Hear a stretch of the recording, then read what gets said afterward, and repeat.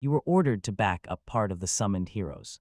The heroes set out on a deadly journey to kill the demon lord. Here is a squad of low-level nobles. Their average level is 15. This is not a quest, this is a mission to the death. And you are their new support priest. Someone firmly claims he is level 3, but that's just a cover because your corrupt church simply threw its most broken highest-level agent to clean up after itself. Meet Ares Crown, priest of the Holy Church. A month ago, the generals themselves summoned him for a mission whose importance could shake the whole world. The sycophantic Cardinal Cleo showers him with flattery. A new mission awaits you. And what is this big mission to support a newly summoned hero from another world? And defeat the demon lord. Ares can hardly comprehend how absurd this is. He enters a dilapidated tavern to meet the so-called team of heroes. He finds a group of children-playing adventurers. When asked about his level, Ares didn't even blink. He told them a simple, incredible truth. There are 3 of them. Level 3, the whole party just froze, their jaws dropped. A 3rd-level priest, fighting the demon lord, they immediately wrote him off. A little mage arrogantly tells him, just stay away from danger. The hero, a naive boy named Tudu, just raises his fist in joy and doesn't notice at all how pathetic his team is. The others introduced themselves with all the arrogance of seasoned veterans, although their levels were pathetic. This is a complete joke, but Ares just bows his head as God wishes. He asked the group to go ahead to get even closer, and he quickly went to report to the church. Only at the moment when they turn away, the submissive priest disappears. Instead, a cold, calculating agent emerges. He pulls out a device, a direct line to the inner circle of the church. Operator, do you hear? Please connect me to the central office.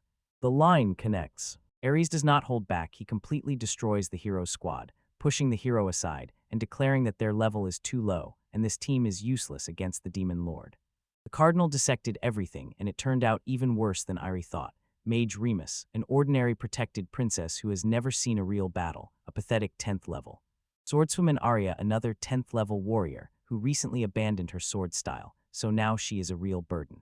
She is essentially a novice. These are not heroes, they are just disposable burdens chosen by idiotic nobles for their own glory. Harry simply explodes. Their average level is 15. This is not a mission, this is suicide. They are not fit for it, here they are just a burden. But the cardinal only laughs and calmly says, Ares, this should be within your power with your level. Ares froze, my level. I told them I am level 3. The cardinal's smile is pure poison. He explains this cold, harsh truth. The party is too fragile, their confidence is 0, and they need a scapegoat. A low-ranking priest on whom they can blame, despise, and feel superior. Ares is their sacrificial lamb. He tries with all his might to convince them that this plan is madness. But the cardinal has heard enough, abruptly cuts off the connection, and Ares is left completely alone. The fury in his eyes could burn cities to ashes. He was set up, thrown to the wolves, along with a pack of worthless children, destined to take the blame when they all perish horribly. He knows himself he is not a good person. He doesn't care about world peace. But he also knows, if the hero fails, the church will blame the healer him, because an order is an order. The church has spoken. If they want him to take these fools to the demon lord's castle, he will do it, but in his own way. The hero's squad is gathering for the first time, but something is already wrong. Our hero Tudu, a legendary warrior, summoned from another world, is already trying to assemble the perfect team. He looked at their small group of 4 and said, shouldn't we take more people, for greater efficiency? The party leader, a high-ranking priest named Klaus, just laughed mockingly. He considers Tad a complete novice, and Tad persistently tries to explain his logic, the main RPG strategy from his world. The more people there are, the more effectively we can level up, right? But this world is not a game. The party members just look at him, baffled. Experience points, what is that? No, there are no experience points here, Klaus interrupted with a cold, sharp voice. He explains the harsh truth of this world. We level up by absorbing the souls of defeated monsters. This is what we call the power of existence. It's not about numbers increasing, it's about devouring the very essence of the enemy and becoming stronger. It's a complete rewriting of your essence, and that's the scariest part. Only the one who delivers the final blow takes all the power, it cannot be shared. There are no shortcuts, no one will carry you, you eat what you kill. Realizing that Tad is a complete novice, Klaus lays out the plan. They will head to the Great Vuru Forest to level him up quickly. This place is teeming with monsters, the perfect place for hunting to toughen up their new hero. And then he reveals a terrible truth. This is not the first time we have summoned a hero, he says grimly. Time is running out, there is very little left before the demon lord's move. Tudu asks how strong the demons are, and Klaus says directly, compared to a high-ranking demon, we're like 5 meatballs. He explains that demons are from 10 to 1,000 times stronger than the strongest human knights. Their goal is not to win, they want to level up Tudu to level 30 so he can escape. But as soon as strategy is mentioned, his tone immediately becomes icy. He looks at the 2 girls at the party, Arya and Remus, and says without any emotion, if the worst happens, Arya and Remus can be replaced by others. He just called his comrades disposable bets. The air in the room seemed to freeze. Pure, unadulterated rage flared in Tudu's eyes. The pressure in the room becomes unbearable. Physical force presses on them and crushes. Remus begins to tremble, unable to breathe under the weight of his deadly intent. Tudu didn't even move, yet unleashed true hell. Klaus froze in amazement. This is a high-level technique, the embodiment of your will that paralyses enemies, a power blessed by the gods themselves. He raises his hand and barely manages to shield himself from the wave of murderous intent bursting from Tudu. Forcing the priest to look him in the eyes, Tudu says in a low growl, "You are apologizing to the wrong person," and makes Klaus apologize to the girls he just called cannon fodder. The so-called squad leader stands completely confused. Who is this boy? Tadu looks at him with disgust. Don't you dare say that Arya and Remus are worse than you, it makes me sick. Klaus, confused, tries to explain himself. He tells them about a level 80 mercenary squad that challenged the demon lord and was so mercilessly defeated that they turned around and fled in terror. Meanwhile, waving his hand toward our group, he says, the average level of our group is 15. Then he delivers the final blow that shatters the soul. He looks the dead man straight in the eyes. Were you called here to support us? No, we are here to support you. Only you are capable of defeating the demon lord. He reveals the darkest secret of this world. The hero's challenge is the last resort. To do this, your death will put an end to this world. And finally, like a dagger strike, he reveals that Arya and Remus's parents ordered them to protect the hero, even if it meant giving their lives. The entire burden the world, their lives, impossible odds falls on Tudu. The pressure is incredible, a trial designed to break any ordinary man. Become stronger than everyone Klaus commands and defeat the demon lord. If you don't want your allies to die, you have no other choice. For a moment's silence, things seem crushed and overloaded. But suddenly something changes. He raises his eyes and despair disappears. Instead, a terrible, focused calm settles in its place. I understand, he says. This is one way. Klaus felt a chill run down his spine. This was not the reaction he expected. Tudu's mind digested the despair that was suffocating him and spat out one simple answer. He pounds his fist on the table, and his eyes blaze with a mad fire. That's it, I just need to win. His wild confidence ignites a fire in the girls. But Klaus is literally drenched in sweat. He came here to lead the hero, to be a beacon of hope. Instead, he looks at something completely different, a man who looked into the abyss and simply smiled back. This hero has a few screws loose, and that might be exactly what this dying world needs. Ares wakes up, and his first thought is not about saving the world at all, it's about how they shoved the most unbearable playboy hero imaginable onto him. The so-called team of heroes immediately pounced on him with reproaches for being late. How can you make a hero wait? They shouted piercingly. Ares, a true priest, calmly explains that he was praying morning prayers. The tension is already palpable. This party is a complete joke, and the hero Tudu is pretending to be important and demanding respect. But Ares is not one to play these games. He looks the hero straight in the eyes, lightly pats him condescendingly on the head, and basically says, "Grow up." The hero is simply boiling with rage, but can do nothing. The team starts whining about the long journey and exhausting 5 to 6 hours in a horse-drawn carriage. But Ares just smiles mockingly and says, "Don't worry, I've already prepared something for us." And what he shows is not just some cart, but a magical carriage of legendary class, a true masterpiece of divine engineering. While the hero's party members are still picking their jaws up from the floor in amazement, they are already rolling down the road in full luxury. Suddenly, goblins leap at them from the trees. But even before anyone can draw a sword, the carriage itself fights back. Bolts of pure energy shoot from it, instantly vaporizing the monsters on the spot. This is not a vehicle, it is a mobile fortress with an automatic emergency switch. And where is the hero during all this? He is bent over in half, his face green. Funny, the legendary hero was knocked down by some smooth ride, and Ares is forced to waste a healing spell on him in vain so that he stops whining. What a wonderful start to saving the world. They arrive at the village, and the chief welcomes the holy warrior. When they were preparing to enter the forest teeming with monsters, Ares noticed a fatal flaw in their group and addressed the court mage Remus, a girl from the legendary line of elementalists. "Your element is fire, right?" he asked. Don't use it in the forest, we can't risk a forest fire. She looks at him, completely confused. Then how am I supposed to fight? Ares is puzzled. Just take another spirit. Water, wind, anything will do. Her answer simply stunned him. I can't, I don't have others. The air suddenly cooled. A direct descendant of a divine-level duke, blessed by spirits from birth, and she can only use one element. Ares just snapped. Are you mocking me? He growls, grabbing her. I'm not here to babysit someone who only knows one trick. You are a complete failure. He tore her apart with words in front of everyone. The truth struck, and it turned out their main damager was completely useless for the upcoming mission. Angry and restless, he rushed away to cool down. No time for jokes anymore. He immediately contacts his superior, the cardinal. The mission is a failure, he says. The mage is dead weight. I need a replacement right now. But the cardinal's response is a death sentence. No, there will be no replacement. And then he drops an even bigger bomb. By the way, their average level is 15. Good luck. 15, he was sent on a quest that could destroy the world, along with a bunch of newbies, and Ares realizes. He was set up. This is not a mission, but a suicide squad, and only he can carry them. He asks if this is an order from his very god, and the cardinal confirms it. Having no other choice, Ares quietly curses his own deity. He is stuck with a useless hero, and a mage whose only spell can burn down the entire forest. Now everything is on his shoulders. He needs to figure out how to level up these ballast creatures, and somehow make the mage summon a new spirit from scratch.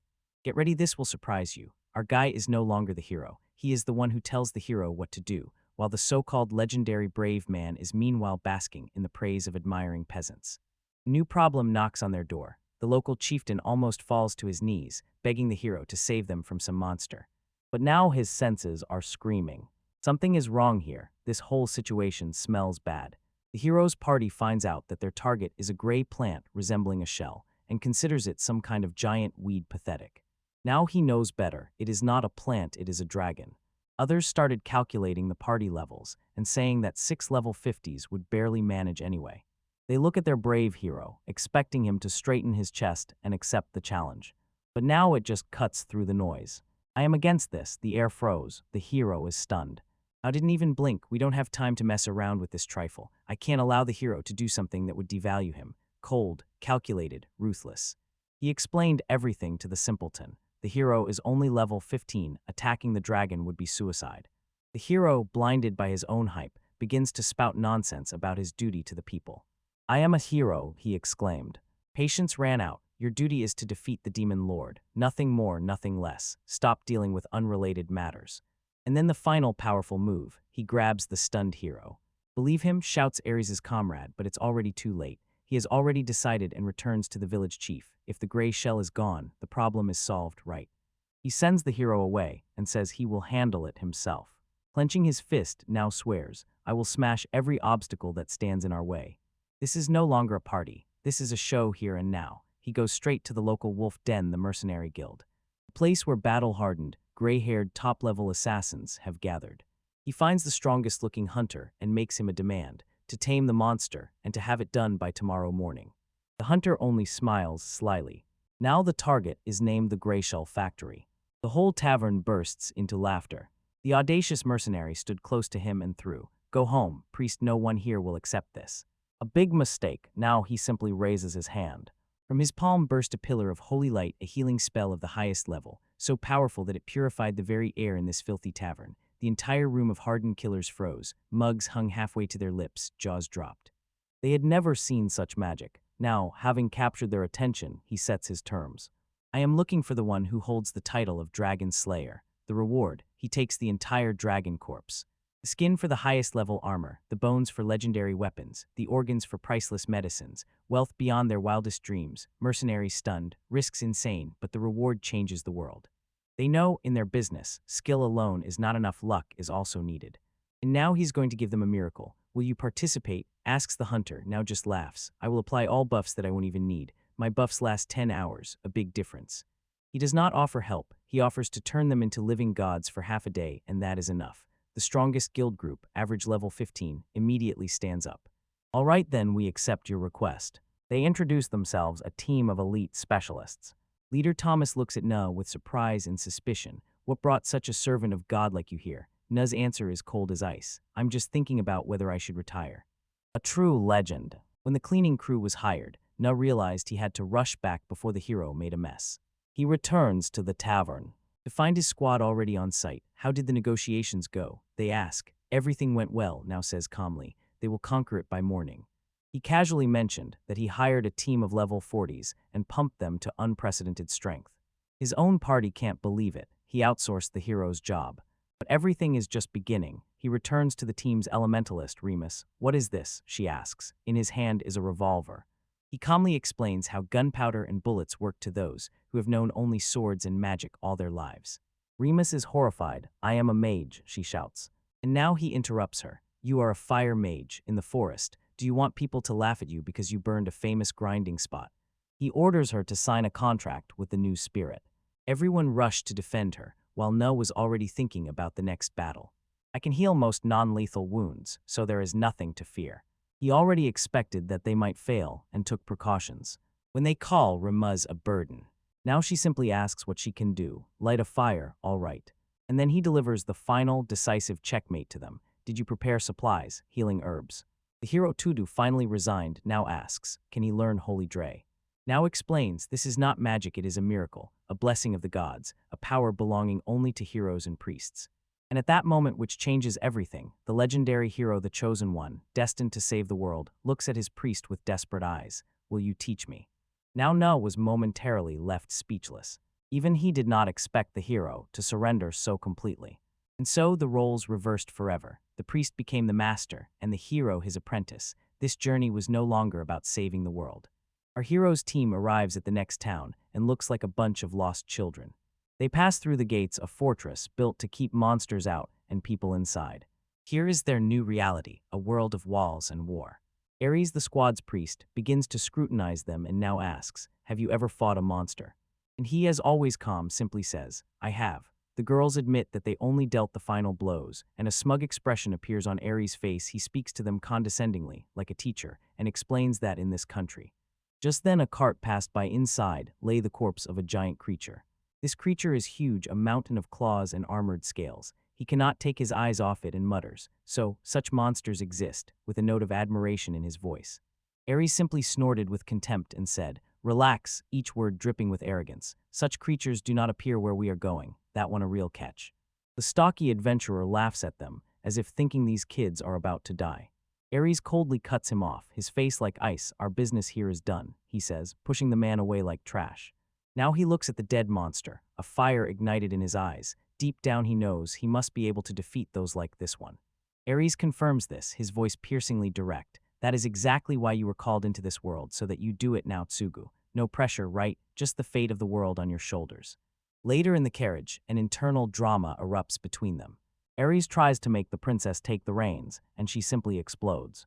He explains that he does this to preserve her precious mana, but at the same moment drops shocking news. And the other heroine, Arya, has absolutely no magical power. None at all.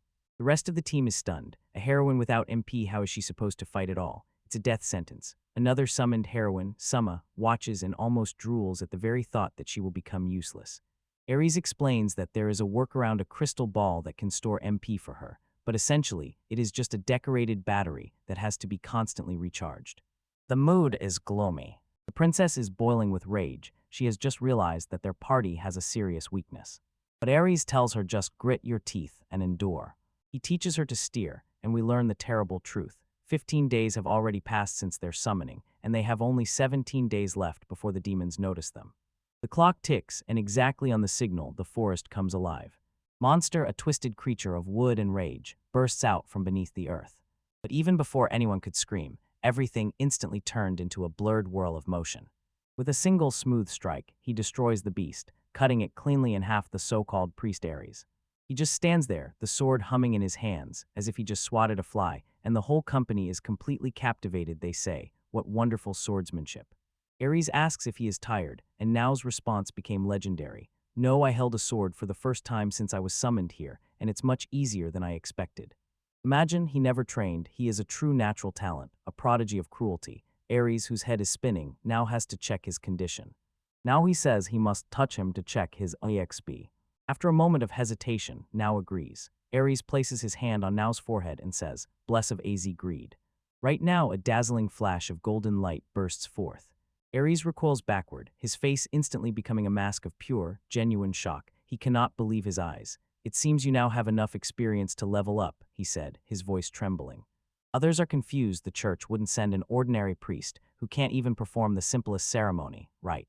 But what Urs says next will shatter all their notions about this world, and now you are already level 16.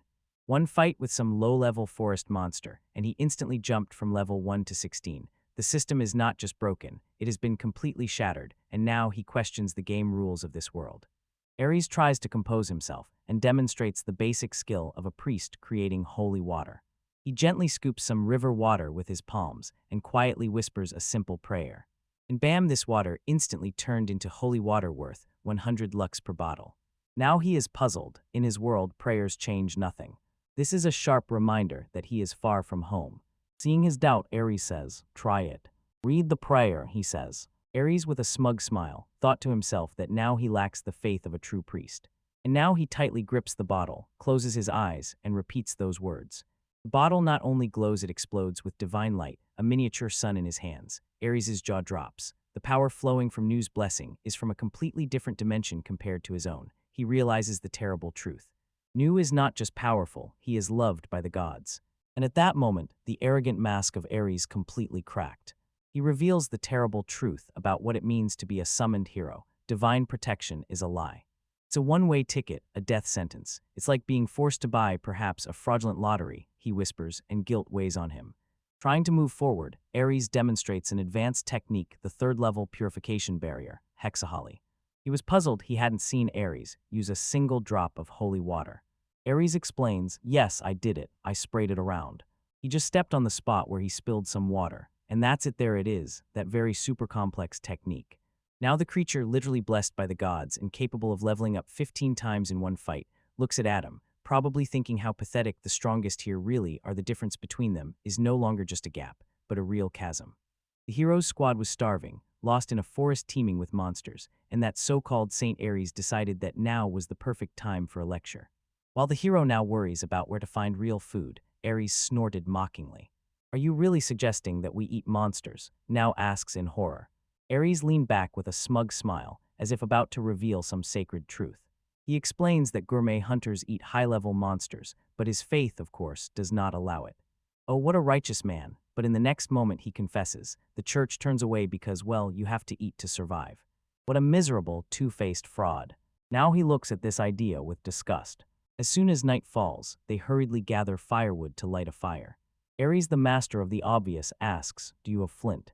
But the quiet elementalist Remus only shook her head. "That's not needed." She stretched out her hand and summoned a tiny fire spirit, a little salamander. Ares is a bit impressed. "Wow, level 10, able to materialize a spirit, amazing," he says with condescension in his voice. He even feels like a smart guy, recognizing her a salamander from the upper middle class. But suddenly, the very air begins to crackle. The tiny flame exploded into a pillar of hellfire, a fiery hell burning the very sky. Ares' confident expression instantly shatters completely. His eyes widen in pure horror. "This is absurd." He shouts, "This is not a salamander. This is Ifrit of God level. A creature of absolute destruction, a mighty spirit, for control of which kings and countries would give everything." And this was just caused by a little girl who barely reaches level 10. His whole world collapsed in an instant. Pride of the priest, gone, his holy deed, forgot. He lunges at Remus, eyes burning with greed and despair. "You are a genius, a monster. Why can't you make more contracts?" He begs, pleads, demands that she use her god-level power for the sake of his world. From saint to humiliated crawling dog in less than 5 seconds. 10 days dragged on in the merciless forest. While now is on the front line, his blades covered in monster blood, and he levels up at a frightening speed. Ares just stands behind and watches. He is not a comrade, he is just a hyped-up nanny. He scrutinizes his teammates, searching for their weak spots, and gave simple advice that he probably read in a book. Night after night, the squad rests. But the chasm between them only widens. Noah's level simply explodes, and Remus a girl with a literal god mode. All this time, Ares thinks he is keeping everything under control, a mentor leading the chosen ones. He even secretly calls the authorities and grumbles about the mission, as if it is just boring routine. He has no idea that for them, he is just a temporary tool. On the 11th day now decides, it's time to return. After a brief conversation, the team agrees. Ares, still playing the role of the wise advisor, nodded solemnly and said, "I will follow our leader." He now even gives instructions on what to do when they reach the city, feeling so important. He is completely sure everything is going exactly as he planned. Finally, they returned back to civilization. The mission was completed, and it was then that Neil returns to him, with a face like a mask of absolute indifference. "Ares, sorry, but won't you leave this party, please?" World freezes. The saint, the mentor, the guide has just been thrown away like trash. All his intrigues, all his arrogance are nullified by one cold sentence. Shock turns into pure, undiluted rage. "You think you knew what betrayal is? You have seen nothing yet. Meet Ares." Devoted priest whose only task is to support the so-called hero and save the world, and the reward. He was discarded like trash. Fury flared instantly, a white-hot explosion of pure rage echoing through empty streets. This is not the cry of a broken man, this is a declaration of war. He shouts into the communication device, his voice breaking with rage. "Operator, tell Cardinal Cleo that one of us has been expelled from the hero's party." At the other end, the cardinal did not even flinch. A cold voice says, "Sorry, Ares," contemptuously calling the hero a playboy. And here is why. The so-called hero, Neitsugu, looked Ares straight in the eyes and said, his reason, pure, unadulterated arrogance, "Because you are no longer needed," that brat mocks. This fool thinks he is a genius because he replaced Ares, but his logic is pathetic. He constantly quarrels and complains, behaving like a spoiled child. He even had the audacity to say that he cannot be both a healer and an attacker at the same time because it is too complicated. Because it is not the hero's business to do so. And so, incredibly, Ares tries to warn him and explain that this burden will cost him too much, that it will slow down their leveling speed and become a deadly weakness for them. But in the hero's mind, everything is already decided. And why? What is the great strategic reason for this crazy decision? The hero admits it with a self-satisfied smile on his face. "I asked for the team to be only women." He threw away what kept them afloat, because he prefers women more. He's trying to gather a harem, not save the world, and continues this even after betrayal for such a pathetic reason. He sets two conditions for the fool. First, immediately find a new priest and accept him into your team. Without a healer, you will definitely perish. This is by no means kindness. As a devout believer, Ares calls it faith. He even gives the party his share of money and asks to spend it on buying equipment for the new priest. And then, as he leaves, he throws his second icy condition. His eyes are ice. "You must defeat the demon lord." Alone in the tavern, and rage finally reaches him. Ares drinks the potion in one gulp. The bitterness of betrayal overwhelms him. But he doesn't stay alone for long. A message arrives from the device. It's from a man named Cleo, his boss, who already knows everything. Cleo just laughs, and what a mess. He reveals that the hero's squad is a complete joke. They are only level 30 and have been hunting weak beasts for 10 days straight. Without a healer, they are completely stuck. Ares thinks the mission is over, but Cleo delivers shocking news. "You haven't completed your mission yet. The church will not send a replacement. This is a trial." Kicked out of the party, that changes nothing. Cleo reminds him of the real order. It was never about joining the hero's party. It was about supporting the hero and defeating the Lord Demon. Let the Lord Demon. It's just business. A temporary defeat doesn't count. Cleo is ruthless, says that if this hero fails, they will simply summon another. The mission of Ares is not yet complete. In fact, it is just beginning. Realization strikes him like a thunderclap. Cleo knew. He knew it all from the very beginning. He knew that the hero was a miserable bastard who would inevitably ask for a priestess. He deliberately sent an inexperienced mage and swordmaster. It was all arranged. On Cleo's face is a cold, calculated mask. "Your work has just begun. It doesn't matter whether you are in the group or outside it. Support, do not expel Sugu. Defeat the demon lord." Ares boils with rage, feeling like a pawn in a game he never agreed to. Cleo, seeing his frustration, offers help to send a priest to back him up. But Ares is already fed up with being manipulated. "Back off," he shouts. He takes a deep breath. The rage compresses and turns into icy, unwavering determination. He will overcome this. He will make the mission succeed, no matter what happens. From the shadows, he will provide the support the miserable hero needs to win. The next day, Ares waits on the noisy street. How can he find the person Cleo sent among this crowd? Suddenly, a quiet voice called him by name. He turned around, and in front of him stood a girl with an absolutely emotionless, stone-like face. "I am from the main magical department of the Church of Asgard," she says. "My name is Amelia Norman. I am here by the order of Cardinal Cleo. I am here to support you." She is not a priestess, just some random woman picked off the street. Ares was simply boiling with rage. He needed a professional healer for a company of bunglers, and they sent a complete nobody. He cannot believe such blatant stupidity of church bureaucracy. This girl Amelia just looks at him, completely ignoring him. And Owen only thinks, are you serious? He cannot just leave it like that. He pulls out the communicator, ready to give someone a real dressing down. He is connected to the main church department, but on the other end is not the person he is used to talking to. This is some new girl, Stefan Bronnet. Ares has no time for polite chatter, mutters, ineffective, and demands to be connected to the main one Cardinal Cleo. The Cardinal picks up the receiver, pretending to be completely calm. But Ares completely disagrees. He lays everything out plainly. The woman you sent is not a priestess. She has no symbol. He also points out what is already obvious. I thought you no longer fit into the hero squad. And the Cardinal just waved it off. Ask her yourself, he said with the arrogant tone of someone who knows everything. He even brazenly says he had high hopes for Ares. Ares, trying to be the only sane one here, suggests a real candidate, Stefan Bronnet, the youngest operator in history, a genius with insane divine power. She is definitely better than this random girl, right?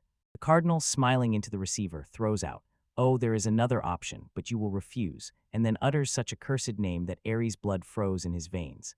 A name whispered in fear, Mat Eater. Ares knows this name. Gregory Regens is a true madman who knows only offensive holy magic. The Destroyer Man, whom he had dreamed of expelling from the crusade for years. The Cardinal tells him directly, either the girl I sent or a madman, your choice. Ares grits his teeth, he is defeated. But then the Cardinal twists the knife in the wound. You ask, why did I send her? He says, and there is a sly smile in his voice. Because I sent her to mess Opesu. Ares froze. The Cardinal dropped the last shocking bomb, that brilliant operator he just proposed, Stefan Bronnet. That is the real name of Amelia. He was tricked. The Cardinal used his own logic against him and hung up, leaving Ares screaming right into the deadline. Ares returns to Amelia, thoughts racing in his head. Suddenly everything falls into place. She's not just some random girl. She is Amelia Norman, his former operator. He asks about her level, expecting nothing. She calmly says, level 55. Ares is stunned. For an office worker, that is monstrous.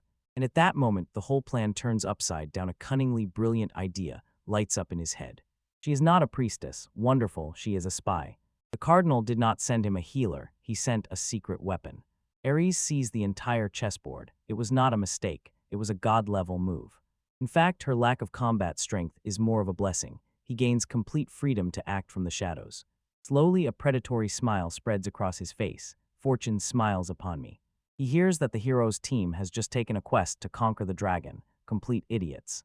They are on the highway leading straight to hell, and Ares is about to become their shadow savior. He turns to Amelia, and a brilliant spark shines in his eyes. Amelia, he says, I have devised a plan. He lays out the decisive move. They must act swiftly before the hero destroys himself.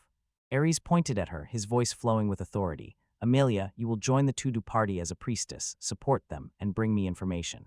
Here it is, the perfect infiltration. The final checkmate for both the hero and the Cardinal, and Amelia just looks at him with dead eyes and says, the whole world of Ares shatters into pieces, and his jaw drops from pure, uncontrollable shock.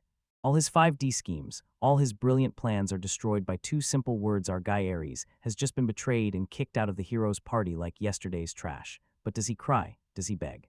No, he is in the tavern, and a million thoughts race through his mind every second. Suddenly, a mysterious woman, a priestess, sits opposite him. She looks him straight in the eyes, and her expression is unreadable. And suddenly she asks him a simple question, and everything turns upside down. Why? What do you think? Why did the hero choose exactly those girls for his team? Ares' eyes narrowed. He chews on this question incessantly, because it just doesn't fit in his head. The kingdom sent two noble daughters to join the hero to do. Yes, they have potential, but they are full of flaws, and from a tactical point of view, it's a complete failure. She pushes him again, tell me. Her voice is cold and demanding. She already knows the answer. She wants to find out if he is smart enough to see the terrible truth. And Ares, our absolute genius protagonist, reveals a truth that chills the whole room to the bone. He leans in and whispers in a low voice, it's blood. Exactly this whole plan, the entire squad to obtain the hero's blood. The kingdom is not trying to help the hero, it wants to possess him, to create royal blood from his divine power and pass it down from generation to generation. Those two girls were not sent as warriors, but as breeders, one from a military family, the other a protected daughter of a nobleman, and both their fathers gave one disgusting order, to sleep with the hero. And now this so-called hero Tudu understood everything. He figured out this disgusting conspiracy and saw in Ares the only one who could expose it, so he expelled him. Ares was not weak. He was a threat to their dirty secret.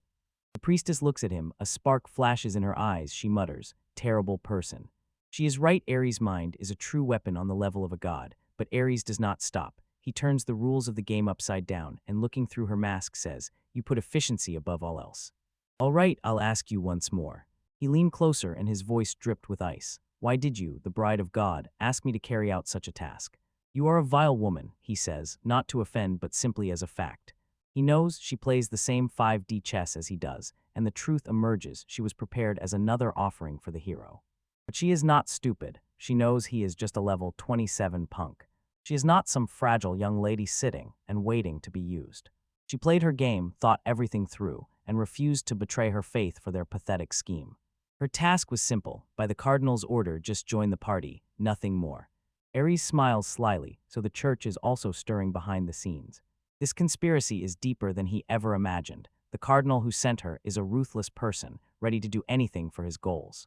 And then she drops another bomb. "What are you capable of?" Ares asks. Her answer is stunning. "Cleaning, laundry, cooking. I can't do any of that. In battle, mostly medium sacred magic, but I am afraid of monsters." She is completely useless in the team, but she has character. She fears people more than monsters, and in this rotten world, that is a true sign of wisdom. Ares smirked. "This is perfect. Since you won't join the hero squad, maybe we'll follow them on their heels." An alliance is forged in the shadows, and she immediately agrees, confessing that she did it voluntarily. "Wait, you signed up." Blood runs cold in Ares' veins. She was not chosen, she volunteered herself. His eyes narrowed to slits, and a chilling realization struck him like lightning. Are you kidding? This woman is not a pawn, she is a player, with monster-level intellect just like him. The game begins the next morning. She appears in the form of a priest, and Ares realizes that her entire mask from yesterday turned out to be a lie. They froze before the majestic church, ready to set their trap. "Tadu needs a priest to fill the void I left," Ares explains. "He will come here to recruit one." He already anticipates every move of the hero. And she is the perfect bait. Ares lays out the plan. A group of heroes will approach her, invite her to join, and she will become their spy from within. He gently tells her that she can agree. But then she looks him in the eyes, with an unwavering expression, and utters one word that turns the world upside down. At that very moment, the hero's team appears in the field of vision, completely unsuspecting. They think everything is under control. They have no idea that they have just fallen into the sights of two geniuses who are going to burn their rotten world to the ground. The so-called hero was supposed to be humanity's last hope, but now he is a complete failure. While Ares waits, his intelligence confirms the worst. Todu, the golden boy, has just failed the simplest exam to become a priest. The test was a joke, just cast the weakest spell for 2 weeks straight. Any ordinary priest would have passed, but Todu, he completely exhausted his life force and collapsed from exhaustion. His party calls his growth abnormal, a sign of his talent. But Ares sees this pitiful truth. Todu has power, but he is a spoiled child who has never faced a real threat. He lacks resilience, despair, and the will to survive. And Ares is about to give him a real intensive. Suddenly, a new quest appears. A monster appeared, Greyshell plant. Ares explodes. Hasn't this already happened? While these fools were sitting idle, he already dealt with that threat. This means only one thing, either incompetence or corruption. He does not hesitate. Ares bursts into the village elder's office. His face is like thunder. "Did you report the second monster?" He demands, his voice dripping with ice. The vile boss tries to pretend to be stupid, saying that an investigative team should be sent and help asked from the hero. He is stalling, trying to profit from the disaster, and worse, he looks at Ares condescendingly. "You are no longer in the squad, right?" That fool smiles, completely unaware that he just insulted the god of death himself. That was his last mistake. With a light flick of his wrist, Ares releases a powerful stream of sacred power. It does not hit the boss, it tears apart the wall right next to his head, a demonstration of absolute stunning power. The chief froze, his face pale with horror. Ares leaned forward, his eyes glowing with divine fury. "I am no longer in the squad, I am on a mission from the church. Anyone who stands in my way is an enemy of God." He grabs the man by the collar, his voice a low growl. Having gotten rid of the trash, Ares reveals his main plan. Todu marches straight to his grave, too weak and naive to survive. Ares could simply destroy all threats, but a true hero will not grow from this. No, his plan is much more insidious. He will simply allow Todd to fight that gray plant in a shell. He will find that monster, beat him half to death, and serve him on a silver platter. He will weaken him to the point where Tudu is at the edge of his strength, fighting for his own life, and then deliver the decisive blow and gain a huge experience boost. This is the god-level upgrade scheme. Amelia offers to help, but Ares is already in motion. He told them that even to find the place where the monster hides would take half a day. He lied. A few seconds later, he was already deep in the forest.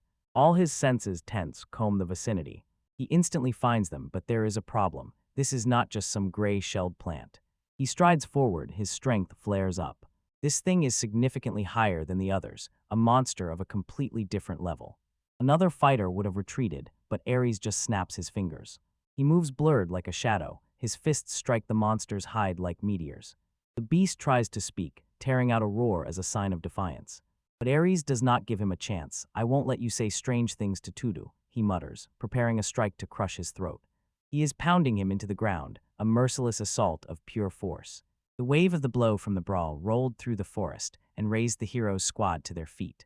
They appear at the very moment Ares takes a step back, and they are completely horrified by what they see.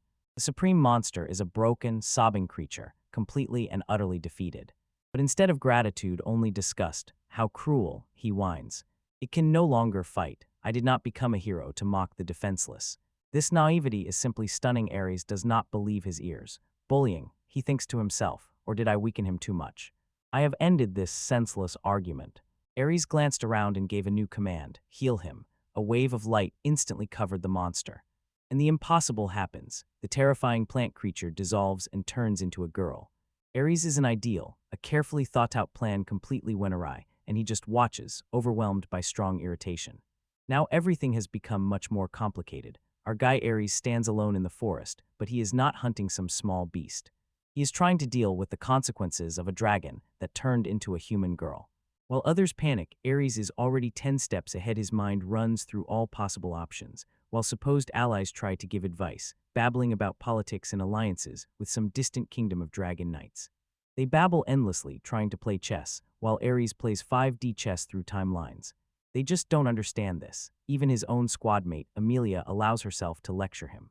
She throws in his face. His weakness is that he carries everything on himself. She calls his belief that he can single-handedly carry the game at a godlike level a fatal mistake. It's funny she has no idea what it takes to operate at his level. He just brushed her off. He has no time for therapy when the world is burning. Later, the dragon girl Gresha peacefully dozes. But the so-called Ali Remus decides that it's time for interrogation. He sees only a threat in her. His hand is already reaching to grab her. But even before he touches her with a finger, in a flash of pure, cold-blooded speed, he intercepts Remus's hand. But this is not a rescue. Oh no, Ares clenches his fist tightly and delivers a bone-breaking blow right to the dragon girl's stomach. Everyone froze, their minds completely shattered by what they had just witnessed. Ares leans forward, his voice dripping with ice. "Make even a sound, you're dead. Show hostility, you're dead. If you don't answer my questions, you'll die too." And Amelia is horrified. "Son of Harry, you have gone too far." But he didn't even flinch. "I can't let my guard down. She may look human, but she's still a monster."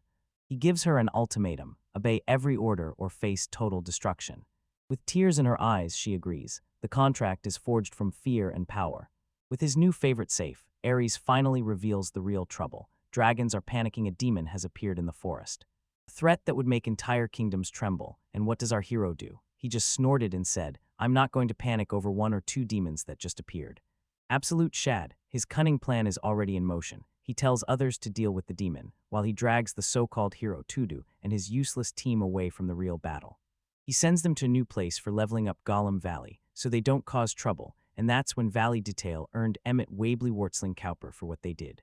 He skillfully leads the village head by the nose, saying the forest is now forbidden because of a dangerous monster.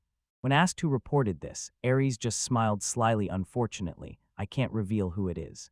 He literally controls the flow of information throughout the region. The hero's party suspects nothing. They are thrilled and head to farm in Golem Valley. But one of them sees through this lie. She lunges at Tudu and shouts, "I am a heroine, but even being one, I put my level first. Is that acceptable?" Tudu just stands there, a perfect example of a useless hero with only a title, and when Ares thinks he has finally made his plan foolproof, suddenly everything goes awry.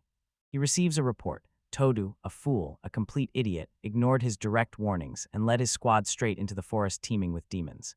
Ares' face twisted with pure rage.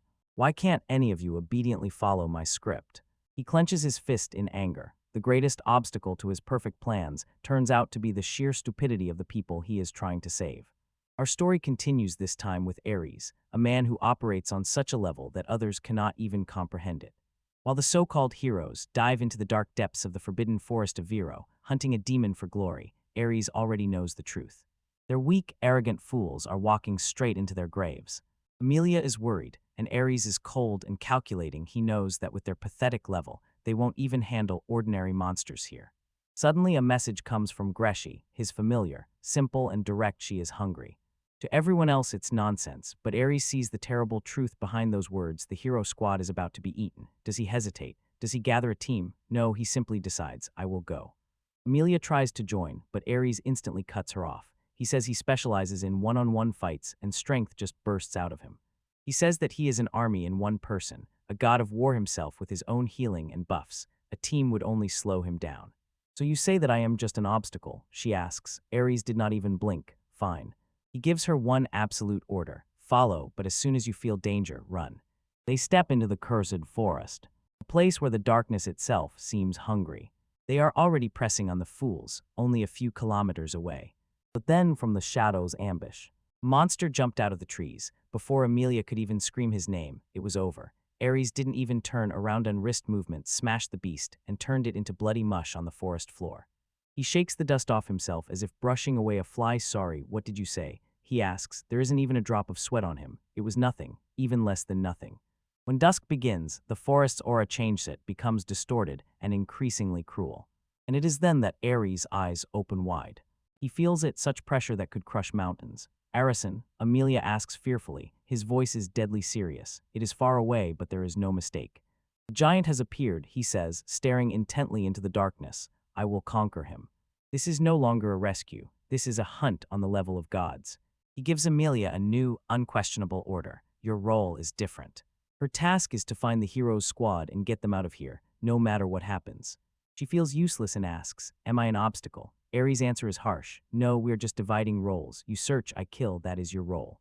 This is not about her feelings. This is about efficiency. This is about survival. Emilia clenches her fists and her determination becomes even firmer.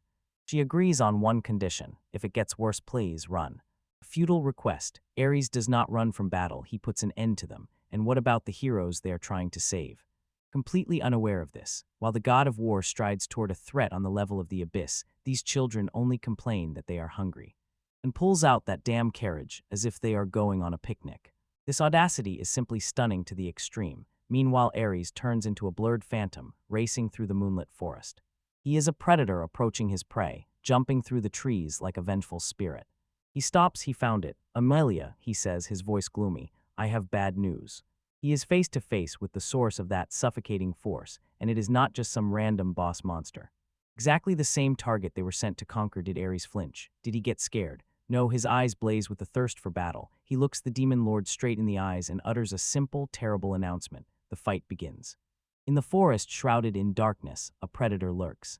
This is not an ordinary monster. It is a high-ranking vampire, a creature of pure malice, blending with the shadows' true black blood. Tonight he hunts, but the figure he encounters is not his prey. Our Ares stands firm, like an immovable stone before an unstoppable force. The vampire snorts and launches a lightning-fast attack. But Ares simply deflects it, without even breaking a sweat. The vampire mocks him, calling his little golem annoying. In his eyes flashed the arrogance of one who considers himself at the top of the food chain. He chatters all the time, boasting about his strength and behaving as if it is just a game. The difference in our powers is incredible. He smiled mockingly. You cannot defeat me. Oh, you naive child of summer, you don't even imagine who you are talking to. Ares says not a word, he just moves. In a flash of dazzling speed, he is already above the vampire. A white-hot ball of energy grows in his chest. He dodges a desperate counterattack, sharply throws his hand forward, and cuts a clean hole in the vampire's shoulder. The creature is stunned, shocked. Ares grabs his hand, his grip like iron. Vampire, he demands, his voice cold as a grave. Name yourself. The vampire Zarpon just laughs a mad, arrogant laugh. He admits that he is a descendant of a mighty vampire lord, sent by the king on a mission to find the hero. He looks at Ares condescendingly and says that he is just a toy to chase away his boredom. He is so lost in monologues and his miserable ego that he does not notice how the trap slowly closes around him. Ares just listens, gathers every scrap of information, and then fires a phrase that breaks the soul. "My name is Ares Crown," he says, and absolute power flows from his voice. The man your king is looking for. Zarpan's eyes widened in pure horror. Ares completes the sentence, "It's me," and with just 2 words, "I am a hero." He unleashes a catastrophic explosion of sacred power that vaporizes the entire forest around them. The shockwave tears through the trees. It can be seen for several miles. The Tado party, the so-called official heroes, are simply stunned. But the fight is not over yet. Zarpan is still standing, barely. Ares is not even surprised. "Glad you're not going anywhere," he says eerily calmly. He didn't just enter the fight, he stepped into his own custom-built execution chamber. The entire area sealed by a god-level barrier, deployed in advance a prism that suppresses dark forces and leaves no chance of escape. This was not a chance encounter. It was a planned assassination attempt. You are strong, but you lack combat experience. Now accept God's judgment. A beam of pure light, the scent of photons, strikes Zarpan. It tore him off and threw him across the clearing. He shoots again and again, relentlessly, turning the vampire into a rag doll. But the vampire has one last trump card: the protection of an evil god, a shield that absorbs almost all damage. Ares suddenly realizes he has already caused so much damage that it would be enough to kill him 3 times. Zarpan laughs, confident that he is safe. What a pathetic joke he made. But Ares' smile is terrifying. "It's just a common opinion," he says. "I am a healer." Vampires found themselves amid unexpected twists and complete confusion. "You are a monster." Ares leans forward, his eyes glowing with eerie power. "I will kill you again and again until you die." Just as the final blow was about to fall, the so-called heroes stumbled over the barrier and disrupted Ares' concentration. Tadu the Fool tries to play the hero and shouts at you from behind.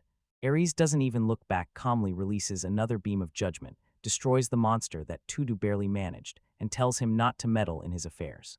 But the damage is already done. In his boundless stupidity, Tudu picks up the mace that served as the catalyst for the prism. Ares' eyes widen with rage. "Leave it there." The fish gives them Arvengulet and Tongramadin, Vaximadin, Vaximper. But it is already too late. The barrier shatters into pieces. Zarpan is free, the wounds on him heal instantly, and the power returns under the full moon. "It must be hard to have a foolish friend," he mocks. He is convinced that now he holds the upper hand. Ares missed his chance. "Time for the second round," he announced. Ares just sighs. "Are you stupid? You better run now, vampire," but Zarpan insists. And that was the last mistake he would ever make. Ares moves like a blurred lightning, but this time he does not hold a dagger, he holds a mace. It was supposed to be a mace. He thinks a moment before he breaks the vampire's face with one cruel blow. Blood splattered everywhere. Zarpan is horrified. He could have escaped. Why is Ares teasing him? He feels his very life force being torn out, as if his energy is being sucked out. Ares is not just killing him, he is taking his power for himself. In a desperate last effort, Zarpan transforms into a monstrous bat and tries to fly away. But Ares is faster. He rises into the air and pushes the beast back to the ground, tearing its wings to shreds. Having landed, he taunts the broken creature. "If there is honor in the blood of your ancestors, throw yourself at me with all your might." The vampire finally admitted defeat. He swears he will return for revenge. Ares just snorted. "Do you think you will have another chance?" With a final mad laugh, Zarpan initiates self-destruction, ready to blow everyone around with a huge explosion. Tudu screams in horror, but Ares simply raises his hand. World Sanctuary. A dome of golden light envelops the explosion, fully containing it. It collapses into nothingness. When the dust settled, Ares stands there without a single scratch. He just saved those idiots who almost killed him and wiped an influential vampire off the face of the earth as if it were an ordinary Tuesday. He reports to the boss. Mission accomplished, and is already ready for the next stage, hunting the demon lord Kronos himself. A true professional. Meanwhile, the team of heroes experiences a nervous breakdown, realizing how useless they are. But their biggest trouble is not weakness. The real problem is that her sacred armor is becoming too tight, because her breasts grow with each level up. While the real hero saves the world, the fake one cries because she can't fit into a bra. They come across several dusty mummies and completely lose their shine. One of the survivors stumbled backward, her face pale with horror. "They were exterminated," she whimpered. Ares doesn't believe his ears. What knocked him down? The dungeon boss, a legendary creature. The weakest this week, Ares is simply stunned by such incompetence. He learns the pitiful truth. He has to resort to sacred courage, while humanity's beacon of hope trembles in fear of the undead. The hero is afraid of ghosts. That's ridiculous, a complete joke. His companion Amelia also can't believe it. This is not just weakness, it's a fatal mistake that could doom them all. How do they even plan to fight the demon lord if their main fighter, who deals the most damage, just wet his pants at the sight of a skeleton? Meanwhile, the brave company sobs from their fears. Ares' head is already working. He's not here to be a therapist. He's here to win the war, and this pitiful flaw in his most important weapon must be fixed right now.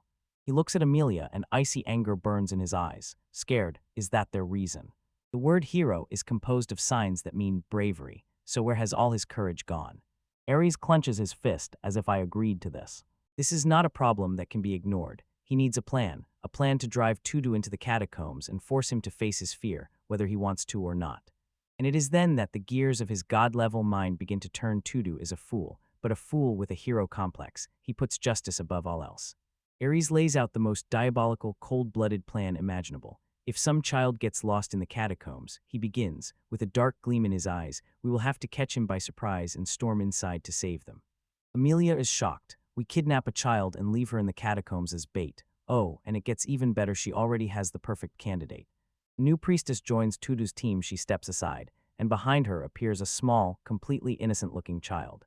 She fits both requirements, says Amelia with a creepy smile. Tudu won't be able to ignore her. Ares just watches. She is not a priest yet, at least not yet. But she is about to become one. They called the girl and it became clear. Her name is Specular. Amelia leans in and whispers, the final, ruthless step of their plan. We will use this priest as bait to lure Tudu. Ares can only look back. One serious thought spins in his head. This is the level of ruthless strategy they resort to in order to support a broken hero. And it starts again. You think you know what a hero is. Some noble warrior fighting for justice. Get ready. This fantasy will shatter into a million pieces. In a world drowning in chaos, they supposedly chose a hero named Tudu to save them. But there is one problem: he is weak, pathetic. So his team came up with such a twisted plan that it makes you sick. They find a little orphan lonely in a world torn by war and monsters. And what do? They tell her, you will be the hero's companion. But our hero Ares saw through their disgusting lies completely.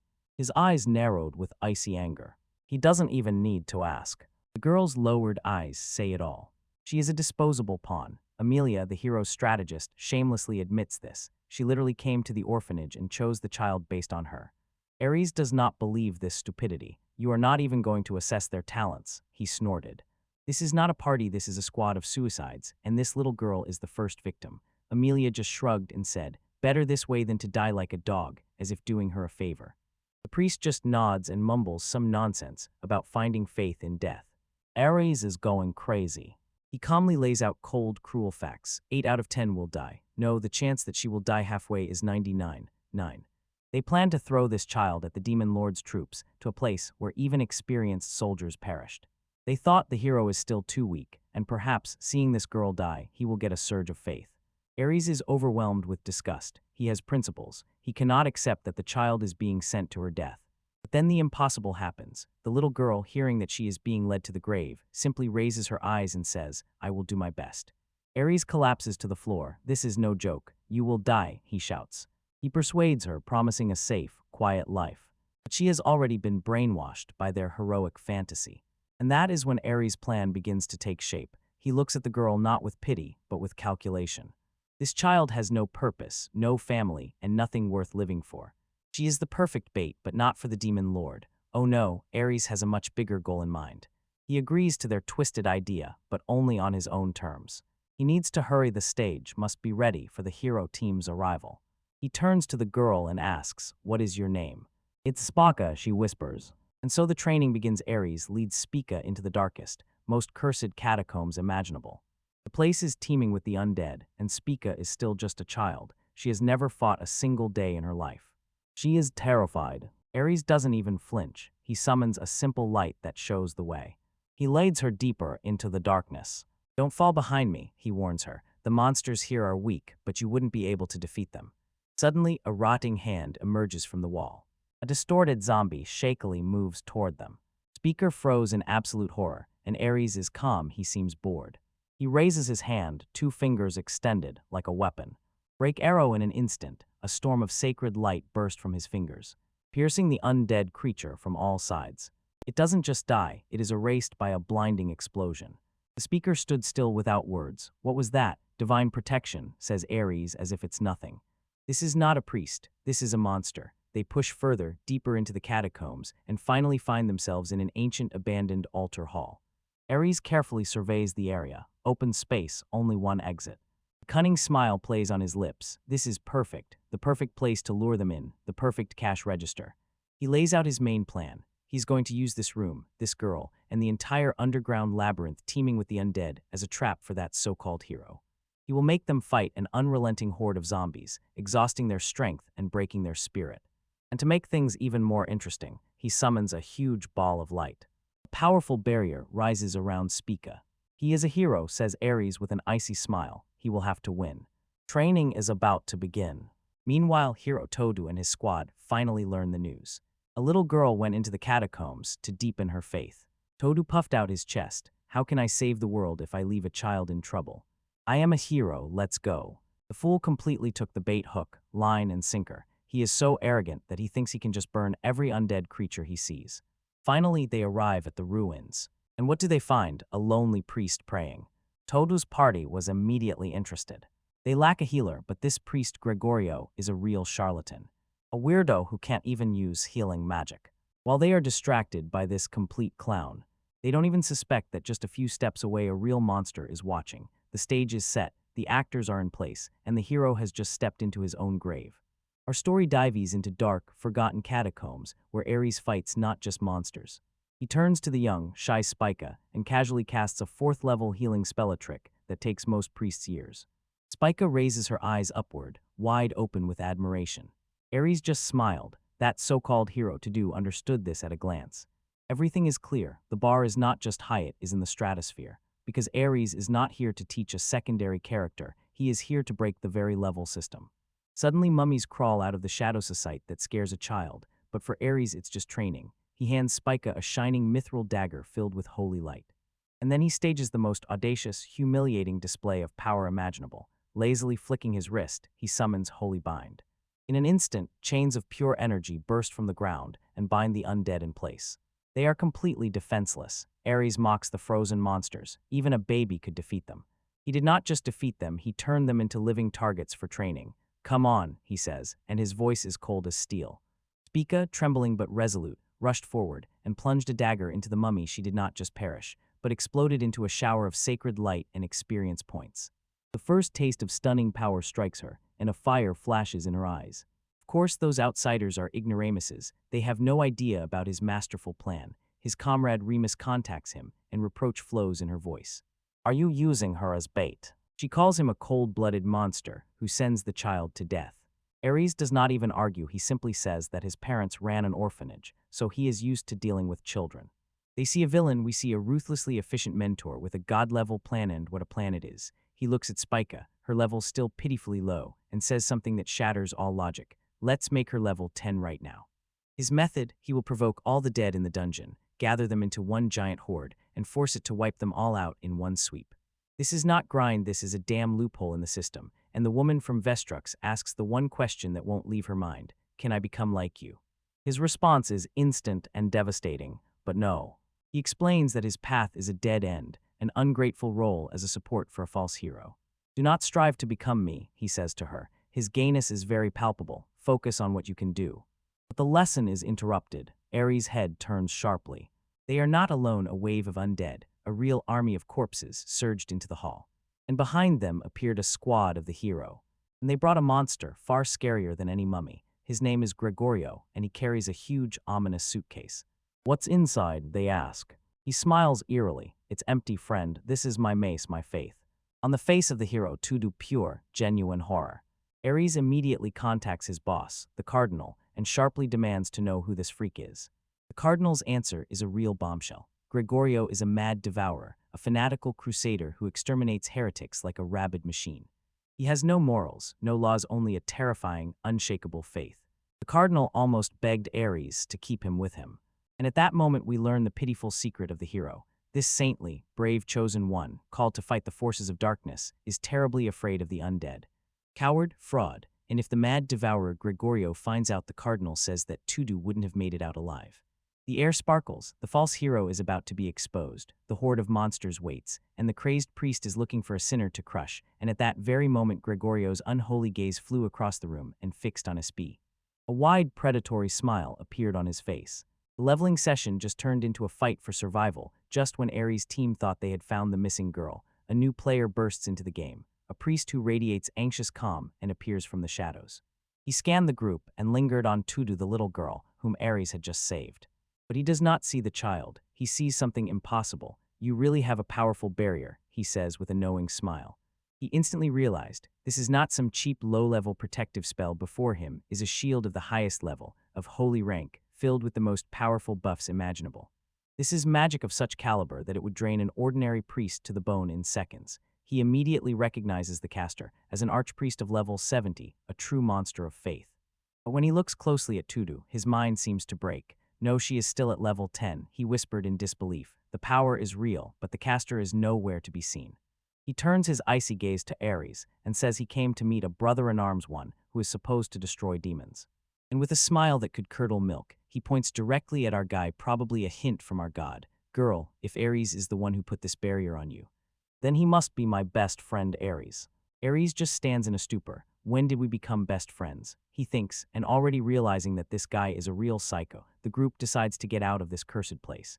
But Father Gregory has other plans. It hurts me, but I must get rid of a few enemies of my god, he says, a smile never leaving his face. Just as they were about to part ways, Tudu makes a shocking statement. I would like to stay here a little longer, she says calmly. In fact, she likes danger. Before anyone can object, Gregory notices it, the sinister statue of a forgotten heretical god. His friendly expression disappears, replaced by the icy rage of Exiled. Let's destroy this, he says. Ares tries to stop him, but it's already too late. The statue's eyes glow with sinister energy, and it begins to move. The stone titan rises, a golem of colossal strength, and Gregory just laughs. A mad laughter echoes among the ruins. Fu, enemies of my god, you won't even have time to regret your actions, he shouts. I am Gregorio Regions, out-crucate third seat, and I will weigh your sins on the scales of my god. The golem swings its huge stone mace, but Gregory moves with inhuman speed. He calls the ancient keeper a relic created by heretics and directly meets its attack head-on. This is not a priest, this is a warrior of God, a swordsman whose technique is so flawless and dazzlingly fast that the team simply cannot believe their eyes. He deflects a blow that could have crushed him to pulp, then drops a tiny glowing object to the ground. With a sly smile, he jumped back into the deep chasm. The golems, sensing victory, rush after him downwards. The moment the golem lands, the object explodes in a devastating flash of holy light. It is a divine trap. The golem was instantly consumed by pure, concentrated divine punishment. Gregory's laughter rings out, a true symphony of destruction. Ha ha ha, I swear, turned to ashes. Once mighty, the golem is completely destroyed, reduced to mere dust and echoes. Ares and his squad are stunned and speechless. Such a level of power is frightening. This man is a monster in priestly robes. From afar, Ares' old comrades watch in horror. Their plan to use the undead against Tudu is completely shattered by the appearance of this maniac. Ares feels he must snatch Tudu from the fanatic's hands as quickly as possible. But it is already too late. Gregory turns back to them. The mission with the golem is accomplished. I did not come for this, he says, his gaze fixed on Tudu. He suggests taking them back to the city. And the blood of the ram froze in the veins. Having found himself again in the safe city, Gregory's true face begins to emerge. God leads me, he says ominously. I swore before God that I would destroy all their enemies. He is not here by accident. He is hunting. Suddenly a voice rang in his head. The cardinal from his church ordered him to return to headquarters for a sacred mission. It was a direct order from his superior. In response, Gregory simply smiled. I refuse to return, Your Holiness. The cardinal is stunned. You ignore my orders. But Gregory doesn't care. He says it is divine providence, and he must stay on this land. He brazenly challenges the highest authority of his church, hangs up the receiver, and walks into the crowd with a creepy smile. This fanatic obeys no one and will not leave until he achieves what he came for. All right, let's dive into complete madness. Our hero's team is on the verge of collapse and they need a miracle, but they find something completely different. The search for the priest leads them to an abandoned church, where the only candidate turns out to be a young girl named Spya. Natsugu, our stone leader, wastes no time. He immediately offers her a place without asking any questions. He makes it clear, if she refuses, he will find another way. No pressure, just the weight of the whole world. But his comrades are not convinced. The little girl set out on a journey to kill the demon lord. Everyone says it's madness, a risk they cannot afford. When they find out she is only 12, one of them simply loses control. But Natango did not come to play. He looks the 12-year-old straight in the eyes and delivers the harshest recruitment speech in history. We set out on a journey to defeat the demon lord, he says, his voice icy. He tells her they are too weak, demons constantly pursue them, and the chances of success are almost none. He does not offer her glory, he gives her a place in the front row of the apocalypse, and Spika is stunned and admits she cannot even read simple holy prayers yet. Pathetic, right? No. Tsugu just smiles. He sees in her eyes a fire, raw, yet undiscovered determination. It took me 10 days to learn, he tells her. I believe you will manage in no time. With one move, he shatters her doubts and forges from them loyalty, promising to protect them all with everything he has. Say it, and her eyes open wide, filled with hope she thought she had long lost. Just then, as she struggles with this choice, life or death, a sudden noise rolled through the church. Atsugu instantly reacted and pulled Spika into a protective embrace. But in this whirlpool of chaos, Spika's hand suddenly rests right on his chest, and she feels something completely unexpected. Her mind falls apart. Wait a minute, a woman. The bomb exploded. Naritsugu, the reserved leader, the man she just met, turned out to be a woman. Spika is in shock, trying to comprehend this incredible revelation. Natsugu, completely confused, just stammers and apologizes, trying to laugh it off. Spika, trying to sort everything out, voices a rumor she heard, supposedly Tudu-san liked. And just at the moment when this chaos unfolds, we sharply switch to the real monsters pulling the strings. Ares, the Holy Knight, is alarmed. A fanatic named Gregorio is nearby. He is not just a soldier, but a crusader who acts according to what he calls divine providence. He is a terribly precise hunter of darkness, and his attack power belongs to the absolute strongest in the world. And his weapon is a god-level suitcase made of mithril, a sacred relic that burns everyone familiar with darkness. Ares knows the terrifying truth. If this fanatic ever turns against them, it's the end for them. The situation is not just bad, it is about to turn into a living nightmare. Because Gregorio has a standing order. If he learns about the holy brave man, about our hero, he will not limit himself to just a fight. This is not a threat, this is not a possibility, this is an ironclad fact. But Ares understands. Escape is impossible, an unrelenting monster is hunting him. He has no choice, he must face this fanatic head-on. Meanwhile, in Natsugu's squad, how did our hero answer the question, "You are a woman who loves women"? He gave such a galactic excuse that no one expected, and later Spika told others exactly what Natsugu said. Ares is confused. Repeat. She looks him straight in the eyes and says, if he had to choose, he would prefer men like everyone else. Suddenly, silence fell in the room. Natsugu's fabricated story was so absurd, so completely out of nowhere, that it worked perfectly. He dodged a bullet that could have destroyed the entire universe simply by pretending to be a guy who likes guys. Even Ares, standing before the threat of the end of the world, must admit Tudu is an incredibly funny guy, a true legend. Here again, Irie has no problems approaching. He's settled in an abandoned tavern and is just waiting for the monster to enter through the door. Ilya is so tense that she can barely breathe and asks if she should apply a few buffs. But Ares throws her that icy look. Don't do it, it might provoke him. Bang. The door does not open, it explodes inward. A massive figure stands in the doorway, radiating pure, unrestrained thirst to kill. This is not a friendly visit, it is an order for execution. Without uttering a single word, the man lunged forward, swinging a mace the size of a boulder. He is not trying to win, he aims to turn Ares into red paste on the floor. Alil screams, but Ares does not even flinch. In a blurred motion, he deflects an attack of god level. The impact shook the entire house, but there wasn't a single scratch on the suitcase. And do you know what our guy does? He smirks, a cold, creepy smile crawled across his face. He started it, he thinks. I can kill him and claim self-defense. For him, it was not a threat, it was an opportunity. The attacker Gregorio is simply boiling with rage. He roars, "Where?" and lowers the mace to crush the head with one blow. But Ares plays 5D chess, and this fool plays checkers. The mace crashes into the floor with a roar, and Gregorio freezes, his eyes wide open in complete disbelief. The damn suitcase, which a moment ago stood right in front of Ares, now lies on the ground behind him. How did he manage to use this to attack me from behind? Our guy not only repelled the attack, but turned his inventory into a weapon teleport, and then the craziest thing happened. The bloodthirsty psycho stopped and smiled.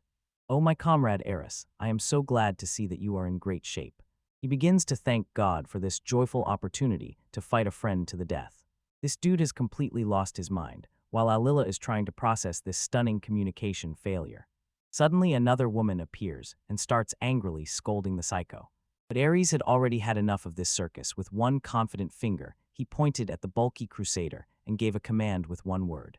And the maniac instantly falls silent and sits down. Absolute dominance is off the charts. It turns out this psycho Gregorio is one of the 10 elite crusaders in the whole world, a holy warrior who hunts demons by divine instinct. He came here. He felt that the so-called hero was screaming in terror because of some low-level undead. Now he asks Ares to help him in his sacred mission. Ares' response, a look of pure disgust. "Get lost," he says, and his voice is cold as ice. "Your very existence is a burden to me." This is just ruthless, but this psycho creates a huge problem. Gregorio says he is heading northwest. This is exactly where Ares planned to arrange his next big level up. If that cowardly hero sees this madman, Ares' entire experience farm will instantly stop. Ares will not allow some fanatic to ruin his perfectly honed plan, so he does the most gangster thing imaginable, finds out which church Gregorio is in, and places him under house arrest. "Do not leave the third church until I give permission," he orders, not a step outside. He literally humiliates one of the strongest warriors in the world like a child, and why wouldn't he protect the hero he hates so much? But to protect his mission. If Gregorio kills Tudu, it will ruin everything for Ares. Here, cold, ruthless efficiency decides everything. Ares threw on a cloak and headed to the church to make sure that psycho really understood. And Gregorio is just waiting for him, babbling complete nonsense about fate and divine providence. He looks at Ares with complete adoration and swears to stay put like an obedient little puppy. "Farewell, Ares' crown," he said, closing the door. "Everything by God's will." Ares thinks everything is settled. He has already returned to the team and is eagerly planning the next move, and Tudu's party needs a priest, so this is a new opportunity. But suddenly Amelia's eyes widen in horror. A figure in a hood walks past the crowd. It's him. Gregorio is out. He lied. He never intended to listen, and now an uncontrollable, indestructible psychopath is on the loose and heading straight for their team of heroes. The team had a problem. Her name was Spya. And the team of experienced adventurers, a deadly swordswoman and a powerful elemental mage, and she was a disciple of a 10th level priest, a healer who couldn't heal, a bearer of holy power who couldn't use it, and was basically a useless burden. The team is confused, how to level up a character with 0 attack. This standard method is just a joke. Weaken the monster and let her have the final blow. She couldn't even crush a bug. They review all options, and each turns out to be a dead end. She is too young. Her body is not yet ready for a sword or mace. Training her would take years. They simply do not have. They look at this timid little girl and see an impossible task. But their leader Tudu only smiles. He knows a place perfect for quick leveling. His proposal chills them to the bone. He wants to lead this fragile 12-year-old into a valley teeming with the undead. Has he lost his mind? But Tudu's logic is terribly simple. The undead have a fatal, pathetic weakness. One simple light spell can instantly annihilate them, a true experience farm for the priestess. But there is one tiny problem, so huge that the whole plan sounds like a suicide mission. The swordswoman Arya points this out with a cynical smile. Spya doesn't even know how to use demon banishment, right? The plan is dead at the start. They have the key, but the only person who could use it has no idea how. She just needs someone to teach her, says Arya, as if mocking him. Spya looks around, completely confused. Who in this world could teach her divine arts on the fly? And then it happens. All eyes in the room slowly turn and stop on one man, a quiet, inconspicuous leader with a sword. The realization hits them like lightning, a memory they all buried. He was not just Tadu Neitsugu, the leader of their group. He had another name, a title whispered in fear. The one called the Demon Slayer. He's not some swordsman playing leader. This is Gregorio, a master of holy arts so stunningly powerful that he could handle even the Demon King himself, and is about to become the private mentor of this little girl. The entire Valley of the Undead has just turned into his personal training ground, and Ares' squad set out on a campaign hunting for the legendary enhancement. They approach an abandoned church, looking for a man named Gregorio, the master of demon banishment. The plan, to arrange for him to teach their newbie Spya to kill demons so she can finally level up. With new skills they can conquer the next area. Spya, full of hope, promises to give all her strength. They step into the churchyard. But barely do they manage to knock, as if rooted to the spot, they freeze. Something is moving up there. A figure climbs the steep wall of the church, defying gravity itself, then pushes off and glides through the air in a perfect arc. He lands with a quiet touch. No dust stirred, and nothing moved. Gregorio turns to them with a calm smile. "I just polished the stained glass," he says, as if walking on walls is a perfectly normal thing. The team stands stunned and completely speechless. After a tense moment, they sit opposite this strange priest. He asks how he manages to stay on the vertical wall. His answer, simply faith. Without long introductions, they directly ask him to teach Spike the magic of spirit banishment. To their surprise, he immediately agreed. He introduces himself and takes Spike under his wing. He doesn't care about church secrets, believes all humanity must rise and overthrow the forces of evil. But there is one condition. He was ordered not to leave the churchyard. They will have to learn right here. He leads them to the courtyard, to the statue of the goddess holding the scales. He explains these scales weigh sin, a symbol of their god. He tells Spes that to master divine magic and use the legendary sacred blade, she needs only one thing and nothing more. Not in levels, not in strength, everything is in faith. For us, level or physical strength are secondary things. He preaches this, and his voice sounds with absolute confidence. We are apostles of the God of order, destroyers of his enemies. We turn faith into a weapon. The team is shocked. So, does that mean anyone with enough faith can use these god-level abilities? So, is the country now being exterminated by the Demon King, or is it simply falling apart due to the weak faith of the people? Yes, says Gregorio, and his eyes fill with terrible certainty. It pains me to say this, but it is true. Their faith is weak. That is exactly why we exist, to carry their faith instead of them. To eradicate all evil, a priest who stops fighting loses any reason to exist. This is our duty. Tired of the lectures, the hero's comrade challenges him. If you talk like that, I hope you yourself know how to use magic. Gregorio looks down, a sad smile on his face. He sighs sadly. My faith is still immature. After all this lecturing. Bang! Before she could finish speaking, the air cracked. The earth trembles as pillars of dazzling, supernatural light burst from beneath it, as if they are about to tear the sky in half. Gregorio stands in the very epicenter of the sacred devastation, completely unshaken. This is about all I am capable of, he says casually, just a light arrow to drive away the darkness, the very foundation of banishing magic. He calls this apocalyptic spectacle the basics. Then he focuses the light into one point and releases a laser that destroys the sun, burning a streak through the heavens. The squad remains completely crushed. Their minds are blown to pieces by this stunning power.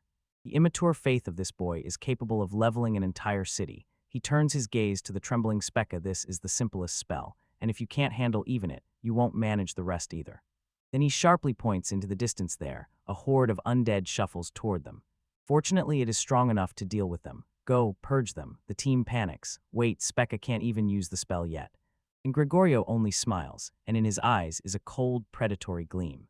When you face the forces of darkness, then the true strength of your faith emerges. He whispers, "Don't worry, Sister Spya. If your faith is sincere, God will surely hear your call." Meanwhile, the Ares team watches from afar and they are in panic.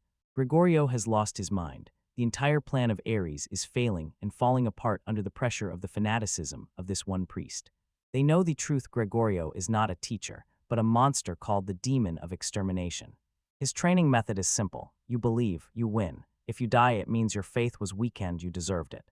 So many of his students have died that the church literally forbade him from taking new ones. And now Spya is his new student. There is no way back anymore. She will have to survive the training of a madman who sees his students as expendable material. Their entire mission hangs by a thread, and looking at this in horror, they can only ask themselves one question. What the hell are we supposed to do now? While other so-called heroes suffer, our hero is about to break the whole game, so the story opens on Spya and her squad preparing for a great mission. She tightly wraps her chest with a bandage and grits her teeth in pain. Why? Because otherwise her armor simply won't fit. This is not for show. This is the harsh reality of a young adventurer fighting for survival. Her friends watch, torn between admiration and anxiety. One of them asks about the cross she is holding. Spya explained that it is a lucky charm given to her by a priest. The priest who indifferently told her that it is just red bronze and hardly provides any real protection. Oh, thanks for the encouragement, but her team tries to stay positive. One boasts that she will burn any monster to ashes. And someone else notes that Spya is not afraid of the undead at all, right? Speka's faint smile says it all. The truth is that her team is a complete mess. 2 of them fainted just from hearing a ghost scream. They have simply become living shields. But Spya is determined. She remembers the priest. She knows the one and only Ares.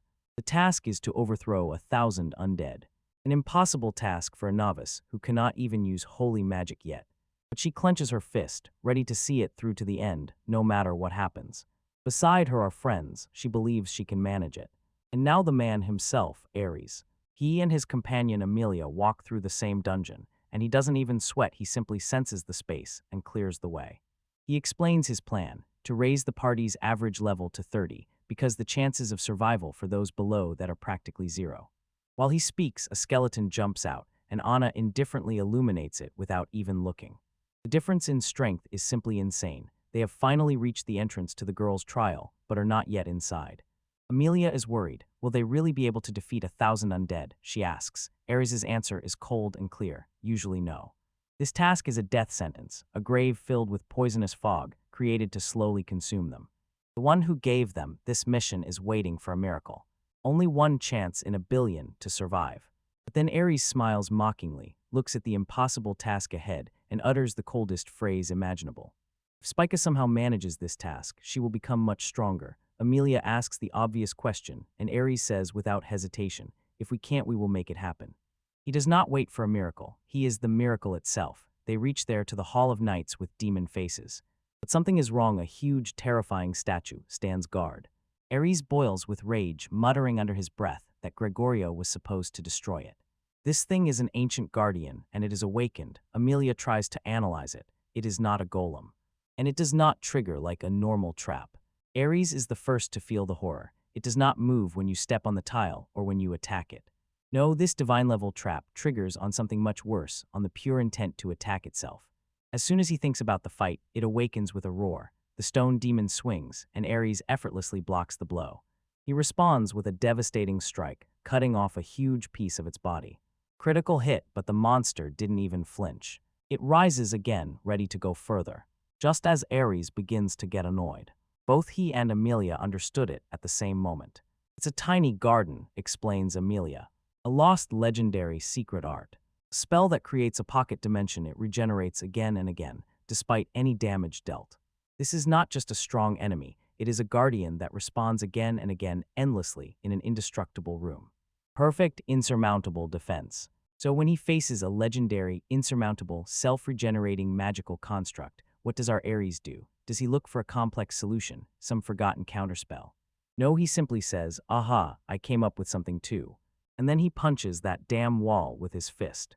He doesn't care about lost arcane arts. Rules don't exist for him. He breaks reality with his bare hands and makes a huge hole through the indestructible room. Amelia is left speechless. Ares is simply walking through the rubble he created himself and discovers a hidden room. Inside, they find a powerful magical artifact just lying there. He just punched his way to the secret loot with his fist, glanced at the highest level trap he destroyed, shrugged it off, and knew he couldn't leave Tudu and the others in this room. This legendary dungeon is now just a shattered training ground, so he decides to simply craft a better one. He returns to Amelia. Who among the undead do you fear the most? She thanks for a moment, probably the walking skeletons. Ares nods. Well then, let's start with the bones. Meanwhile, the girls prepare for the fight of their lives. Their guardian angel is literally about to build them an individual leveling zone from scratch. This man is not just playing, he is, damn it, the game master himself. Our hero's squad, trapped in the depths of a forgotten tomb, looks into the abyss. Surrounded by an army of the undead, one question hangs in the air. Can they really perform a miracle? The fight is pure chaos. Now screams as someone desperately chops a skeleton that refuses to die. Spya, the little sorceress, watches in horror as they swarm her friend. And her teammates shout at her, pull yourself together. But it is in vain. They are drowning in a sea of bones. While his squad panics, our Ares is completely calm. He looks at this impossible army, at this wave of death, and thinks this is not even a problem. The girls are at the limit of their strength. They scream, we can't take it anymore. But Ares is already thinking 10 moves ahead. This is not a fight for survival, but training. They ask how many are left and how many have been defeated in total. They have no idea. The pressure is so ruthless and relentless that they can't even stop to count the spoils. While they try to gather themselves, one of the skeleton attackers rushed straight at Garnet. Everyone panics. But the local pyromancer unleashes divine hell, a colossal blast of flame that evaporates everything in its path. The explosion is so huge that in an instant it scorches the undead with a dazzling flash of light. I clear the entire corridor. But the victory was chaotic. It certainly leveled up, but almost scorched its own teammates. Now enraged, her hair is completely burned from the explosion. They decide to retreat and come up with a new plan, because fighting this endless wave is pure suicide. Spya is about to cry. On her face is only a mask of despair. The others comfort her, saying that the battle is just beginning, that they will gradually get into it. But Owen knows well there is no time for that. He needs them to become stronger, and he needs it right now. He tells them to rest, but everything is visible in his eyes. Real hell is about to begin. And as he predicted, the enemy has changed. The skeletons were just a warm-up, now rotten zombies shuffle before them. Now she screams again, press her to the very limit. These creatures are tougher, stronger, and much scarier than ordinary skeletons. This is the moment Ares was waiting for. He pushes Spya, forcing her to use the holy skills she is still learning. With a single finger movement, she summons the chains of the saint. And divine light flashes, cleansing the disgusting undead. They watch as the 60-second zombie crumbles to dust. 62 already killed, and only then does the true insane scale of this training open up. The goal is not to survive, the goal is to destroy 1,000 of them. Ares knows that this is cruel. He understands. Continuous clashes with weak but endless enemies slowly break his spirit. But this is his grand design. He pushes his comrades to the limit, forcing them to evolve. He believes that by subjecting them to this fiery trial, he will break their limits and reveal their true potential. He stands on a pile of corpses like a king, overseeing the forging of his legendary weapon. His face is a cold, impenetrable mask. He knows a long road lies ahead of them. He does not just react, he calculates every variable and tracks their progress, the state of Spya, and the most probable future. And regarding the expectations of the man who arranged this trial, Ares thought to himself, to hell with that. He will do it his own way, and meanwhile, a mile away from here in a dark, stormy church, a lonely priestess stands by the window. She feels it a powerful call that has not faded. She knows that 2 days have passed since she last met Ares. She thought her role was over, but the feeling does not let go. It pulls her toward a great fate, toward a task left unfinished. She looks at the rain and is gripped by a chilling realization. "Oh God, are you saying that my task is not yet complete?" A creepy smile spreads across her face.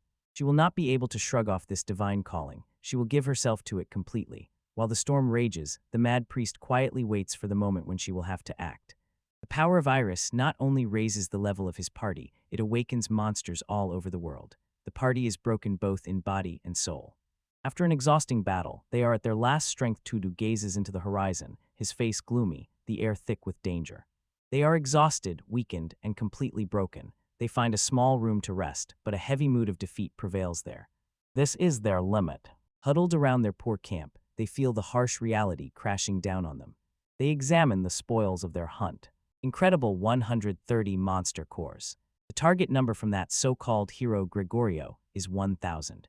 They are not just defeated, they are humiliated. The burden of their weakness is unbearably heavy. Arya barely stands. Her divine power is completely drained from just a simple barrier.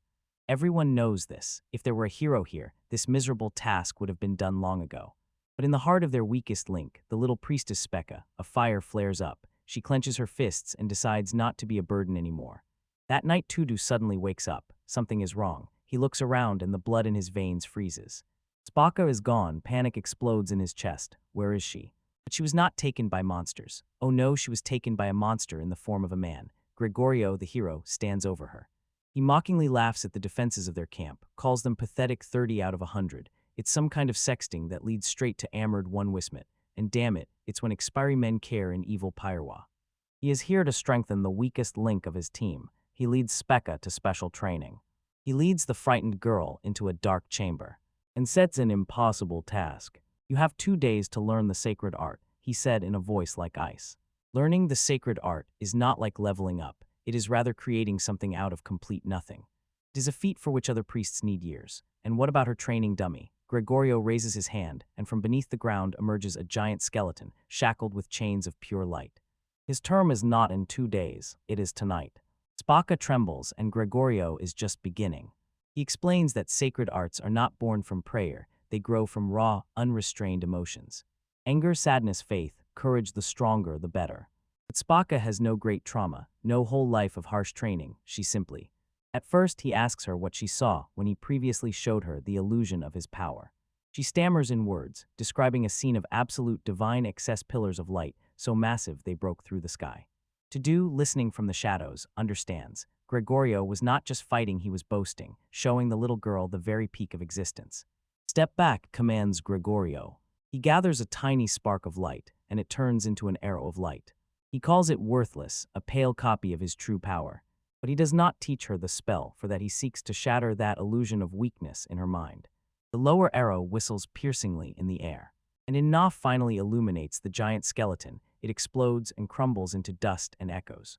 Spika is stunned, her head spinning from how effortlessly Bog showed you his power.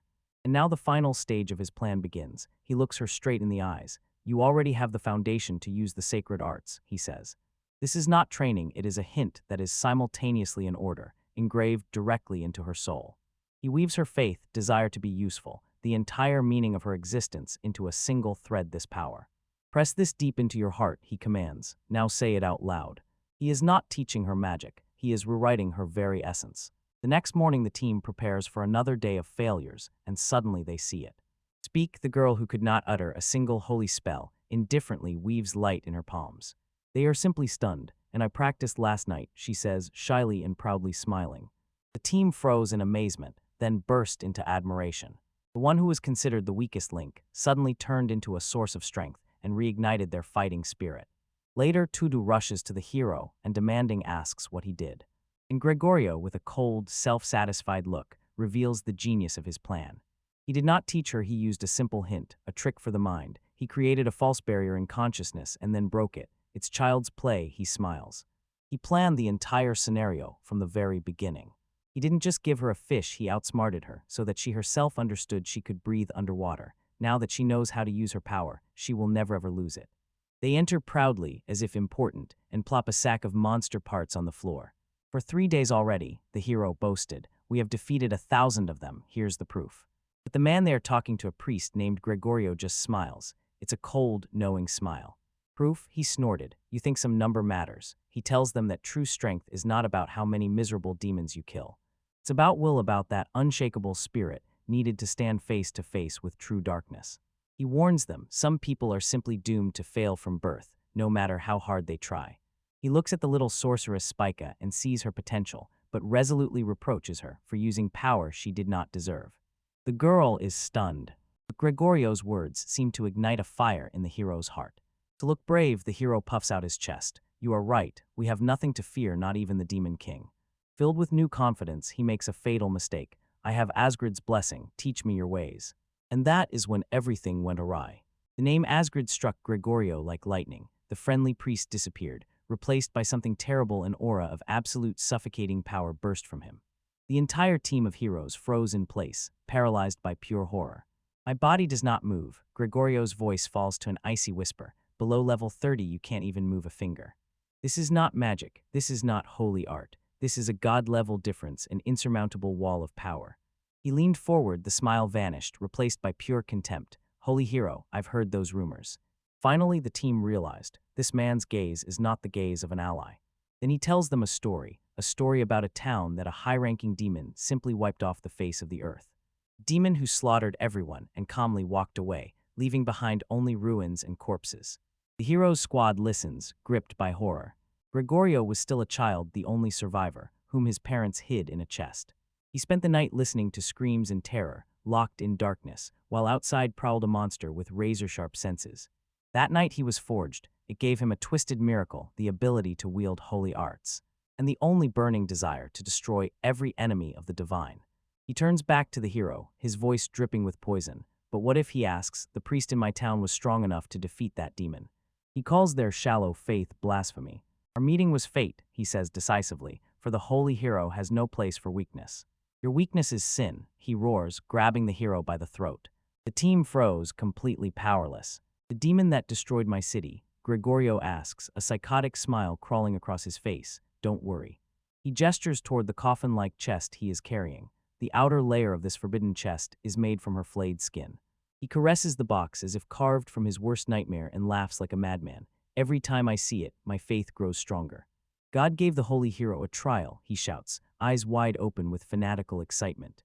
He swings the demonic coffin like a club, and the so-called hero is completely overshadowed. One of his comrades tries to intervene, but a demonic lizard bursts out of the box and instantly pierces her. He deflects another attack without even looking, and pierces the second girl with his bare hands. All squad members were annihilated in seconds and lay broken and bloody on the floor. Gregorio stands over the fallen hero and laughs mockingly, and Craig is the hope of humanity, fragile, too fragile, laughable. He raises his hand to deliver the final blow that will shatter the world itself. But then everything stops. His attack is halted by an invisible force. The church wall explodes, but the people inside are unharmed. Gregorio's mad laughter chokes in his throat. From the sawdust and debris emerged a new figure. He waited, he watched, and now the one who surpasses has come to face direct confrontation. All right, let's dive into this real bomb. You think you know what superpowered main heroes are. You haven't seen anything yet. The air is thick with tension. Our heroes are cornered. Before them stands a man radiating pure, genuine fanaticism. His name is Gregorio, and he has a god complex as huge as an entire planet. But standing against him is Ares while everyone else panics. He is calm, cold as ice. He slowly puts on a mask not to hide, but to unleash the monster inside. Spya barely whispers his name. Her voice trembling, she knows what will happen next. Even the fanatic Gregorio feels it. A chill runs down his spine. He mutters to himself, a trial for the supernatural.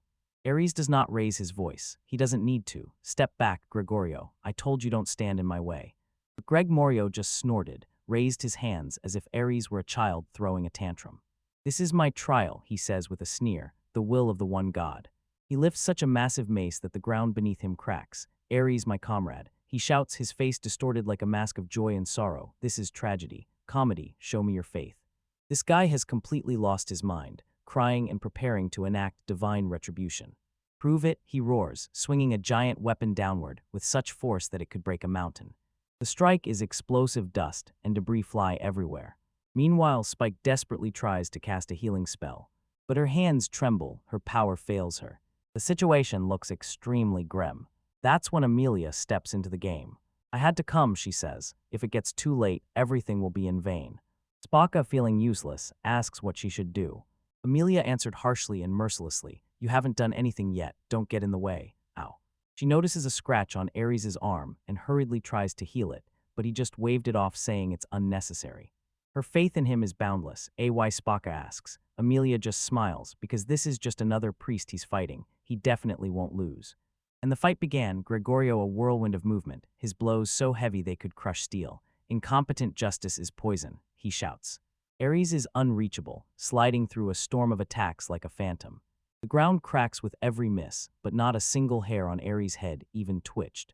Then in the midst of chaos, Ares stops, his voice dangerously quiet. Surrender, Gregorio, the battle is already over. Gregorio burst into mad laughter. Ahaha, how can you even know how this will end? And jumped into the air, ready to crush Ares once and for all. If this is the will of God, then so be it. But Ares simply dodges the devastating blow. He doesn't even try. The mace hits the wall, it instantly turns to dust. Ares says this for the second time, and a spark of understanding flickers in his eyes. His mind raced at the speed of light, connecting the dots. He had seen this before. This power is not only in Gregorio. Passionate supporter smiles, finally gaining recognition. The crown of Ares, you truly hold the highest rank. No one has ever seen through my partner before. And then he pulls out his trump card, the damn flying coffin. Ares, meet my companion. With a sly smile, he shouted his name, Pandora. The black body rushes through the air like a guided missile. This is a blurred whirl of movement, aimed straight at Ares' head. The hit is simply insane. But Ares is not just strong, he is a true genius. He catches the blow, spins, and with a wild kick, throws the demonic coffin back. Gregorio is in complete shock. What kind of sorcery is this? Are you really human? While Gregorio panics, Ares is already breaking down the opponent's entire strategy. Demonic skin, sacred silver, I need to gather intelligence. He effortlessly dodges another blow and pushes Pandora with his foot, as if throwing out trash. He dodges to the side, another ram uselessly crashes against the ground. This is not a fight, this is a session of analysis in real combat conditions. He constantly dodges, constantly moves. Thoughts in his head ran faster than attacks. And now he has it, the decision. Pandora has only two attack modes, biting or ramming. It's simple, pathetic, even. Ares raises his gaze, a predatory gleam in his eyes. Hey, Gregorio, didn't you notice? He utters the most painful phrase imaginable. You have become weaker. Boom, the bomb of truth hits. Ares says it like it is. Gregorio does not use magic. He pulls Pandora's strings with his own mind. The silence of a fanatic, and that is quite enough confirmation for him. By scattering his attention, Gregorio undermined himself. His movements are slower, his strength fades. This is not some divine miracle, this is just a cheap trick. Gregorio can only emit broken, desperate laughter. Ares' eyes narrowed, he knew it. The clues were there from the very beginning. The proud words of Gregorio himself doomed him. The final stage begins. Gregorio, says Eris, his voice full of superiority, you really shouldn't talk so much on the battlefield. He makes his move, while Pandora throws herself from the sky in the final attack. Ares does not flee. He takes the perfect position. Gregorio's eyes widen in horror as he realizes the trap. Ares ducks in Pandora's L, his own ultimate weapon crash right into their master's face. It's a disgusting crunch. Perfect poetic checkmate, pure 500 IQ. Gregorio collapsed to the floor, completely unconscious. Amelia runs up. Did you kill him? Ares just shook his head. He is alive. He just knocked himself out with his own weapon. That's true contempt. Then he summons the holy chains and shackles the now subdued Pandora to them. He explains the last piece of the puzzle. His weapon and Pandora were made from the same metal, and the chains only affect darkness.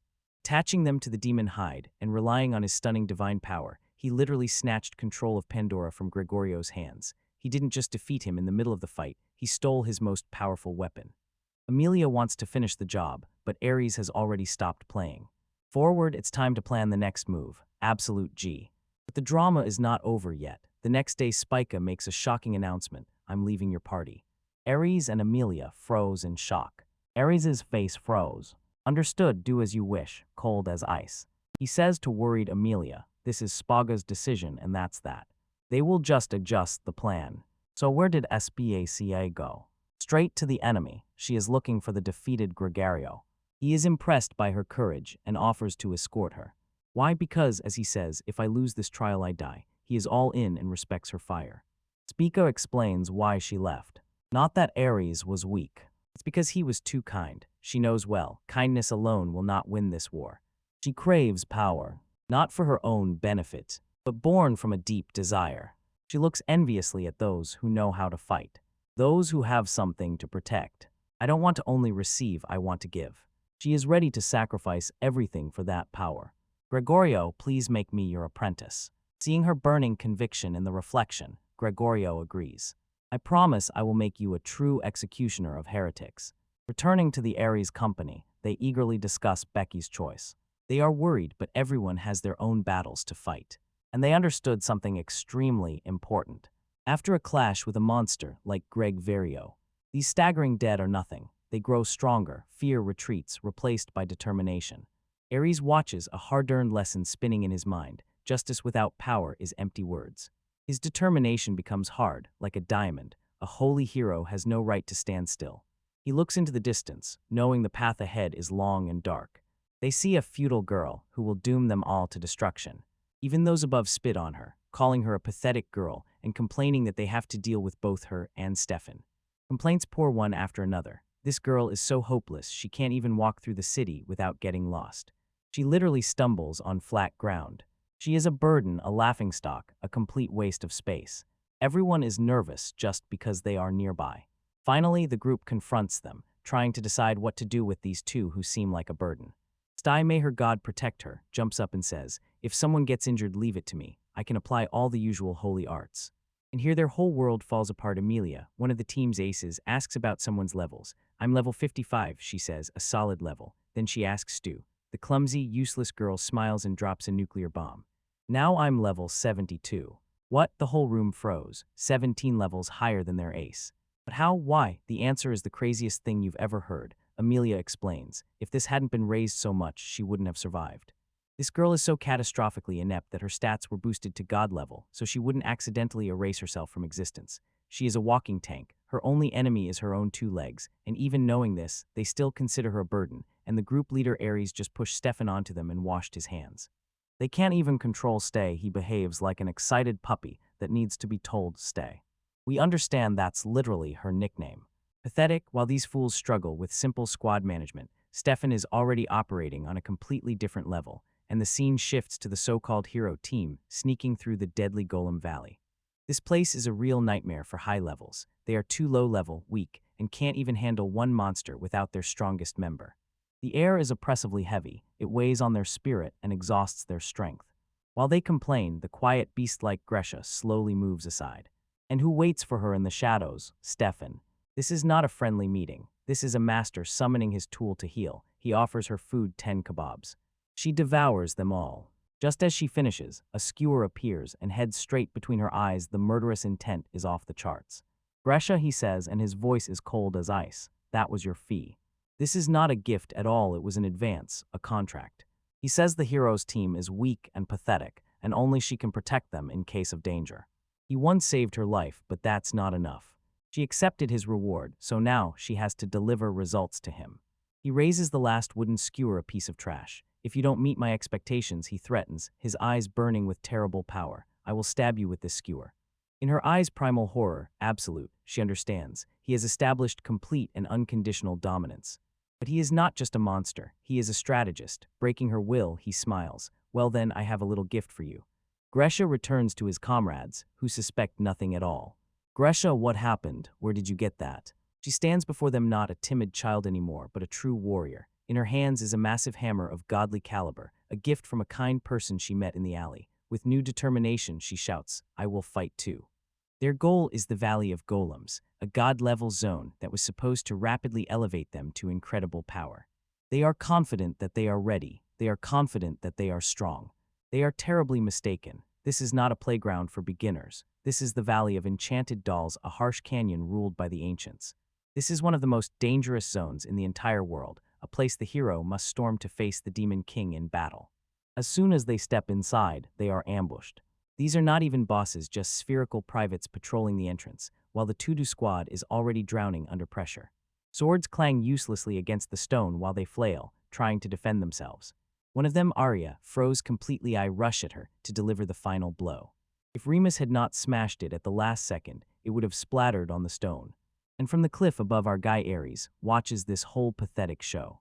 He instantly sees the truth. They are fighting with a small group that meets them real small fry of the valley. They won't even last an hour here, let alone level up. As expected, the fake heroes team tucked their tails and rushed back to the city. But for Ares, this is just the beginning. He looks at his team, a cunning smile playing on his lips. Time for plan B, he says. While Tudu licks his wounds, Ares leads his group to a mysterious church hidden in the mountains. A secret training place where skills are honed to master this land.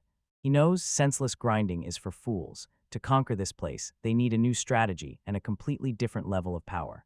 As soon as they cross the threshold, they are literally greeted by a mountain in the form of a man. The girl Stefan took him for an ogre. The old woman sharply scolded her.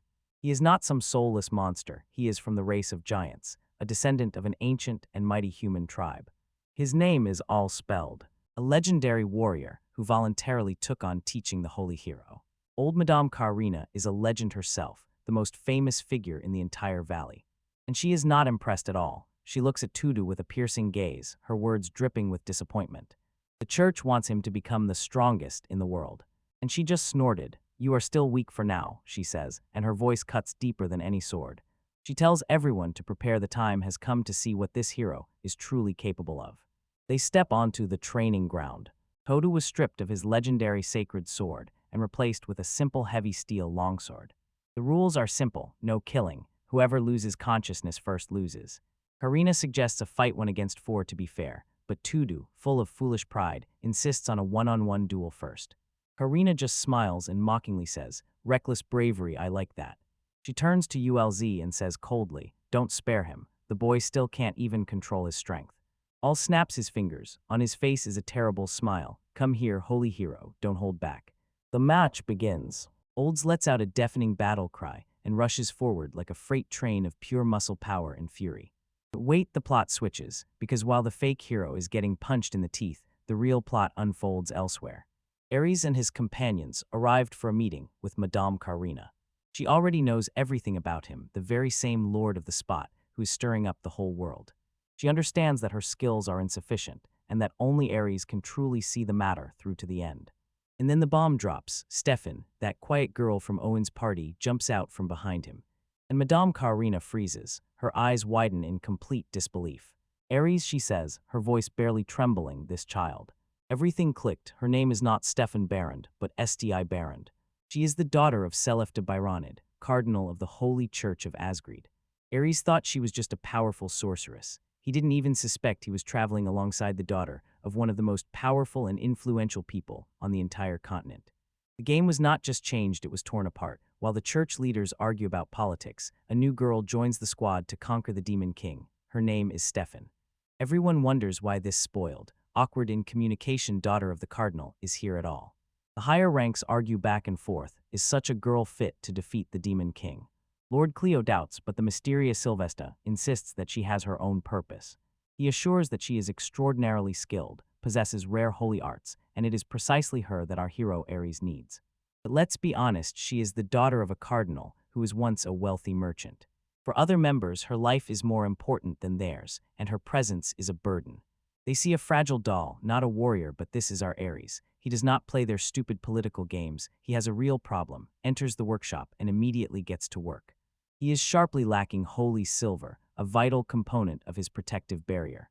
The workshop master shows him a single bullet cast from that very substance. A rare prototype straight from the hands of a weapons dealer. But in reality, it is priceless papier-mâché. Holy silver is so rare and expensive that mass production of cartridges is only an unattainable dream. It is just a funny novelty, a joke. But for Ares, this is a saving straw. He admits that earlier he used 4 holy silver knives for his barrier, but lost 2 in a brutal fight. Now he has only 2 left. 1 bullet would give him a third, but he still lacks 1 for a full set. But without it, he is easy prey. He is so desperate that he even asks for pieces of demon skin to wrap around his mace and make a weapon out of it. Just as he is about to borrow a bullet, the girl whom everyone had written off finally makes herself known. Stefan spoke, and Ari-san says, "You need holy silver." She pulls something out of a pouch and hands it to him. Ares takes it, expecting some trifle, but as soon as it touches his palm, his eyes open wide. A drop of sweat runs down his face. It is not holy silver, and he grits his teeth. Legendary metal, a substance so rare it is considered a myth, and this girl simply handed it to him as if it were small change from a pocket. He demands to know where she got it. The answer is stunning. Her custom-made cleric robes are woven with mithril threads. And at that very moment, a demonic plan of god level ripens in the head of the ram. He turns to Stefan. He tells her to ask the Cardinal Father for 3 new sets of priestly garments. And as soon as she agrees, a creepy smile spreads across his face, his inner voice pure, unmasked genius. As befits the daughter of a wealthy merchant, she has money. As soon as her robes arrive, we will undress her and take the mithril. The others just stand and watch in horror. This man is not a priest, he is a demon.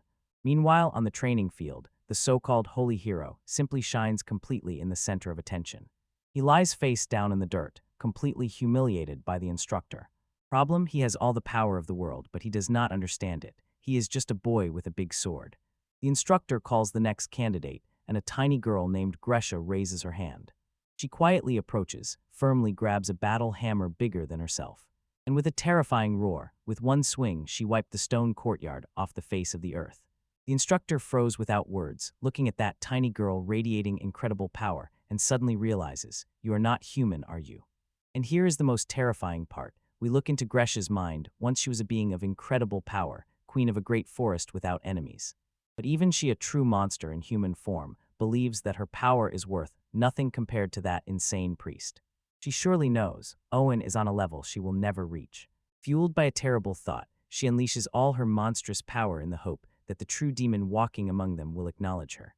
A world filled with raw, untamed magic, where some are born with a gift that is more like a curse. Suddenly, the young spirit mage Remus is engulfed by a hellish vortex of pure energy. This is not an attack. This wild force erupts from inside her, as if it threatened to tear her from the inside out. Friends just stood in shock and watched, as she was almost consumed by her own colossal talent. "What's wrong with you, Remus?" She is completely stunned, intoxicated by the very strength of the spirits that spreads in the air. Do you see that valley inside? It's not just a dungeon, it's a fountain of endless earthly energy, a place so powerful that it would tear apart an ordinary mage. And Remus swallows it all with his soul. She is a wunderkind with a talent on the level of a god, but her body cannot withstand the force that breaks the very system.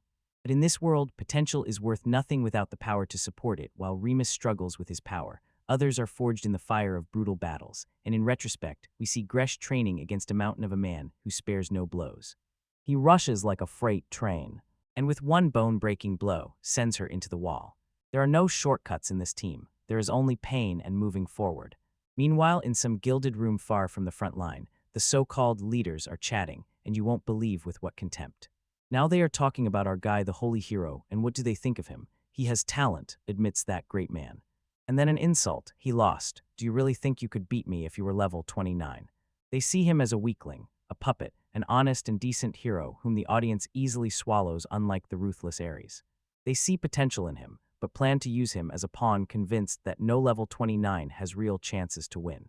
And his people simply wrote off Gresha, the girl whose bones were just broken in training, as an ordinary information gatherer.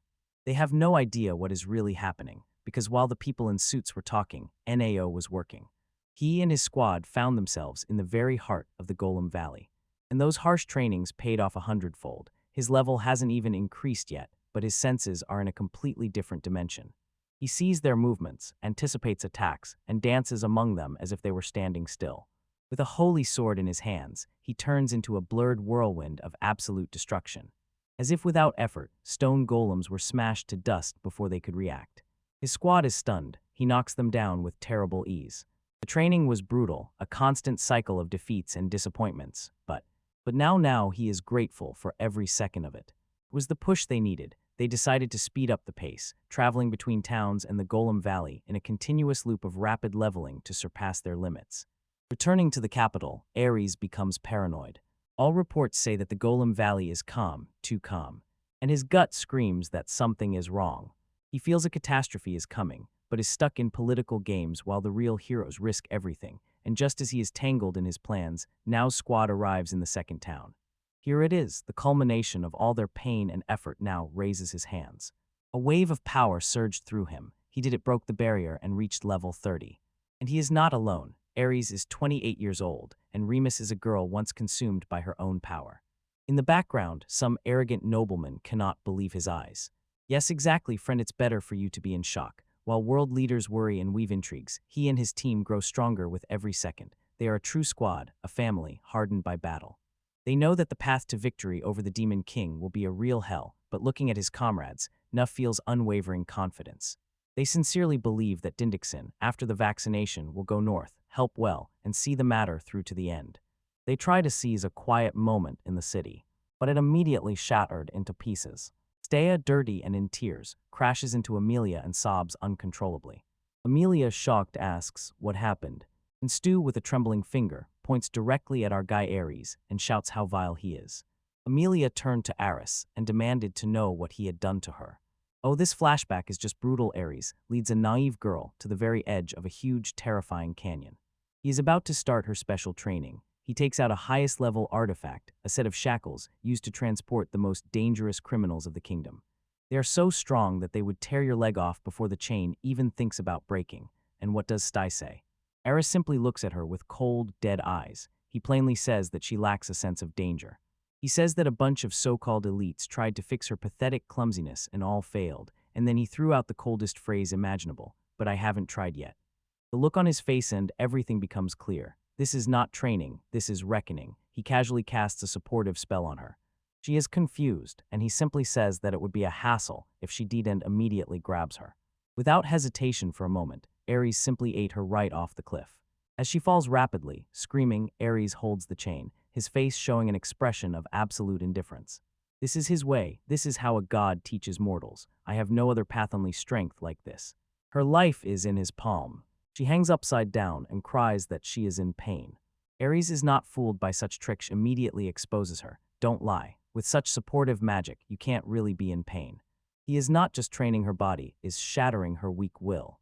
He coldly tells her that if elite education couldn't fix her, then only radical steps remain. This is not a game. This is not a joke. He will teach her what it means to make a single mistake on a real battlefield. Returning to the present time, Amelia remained speechless.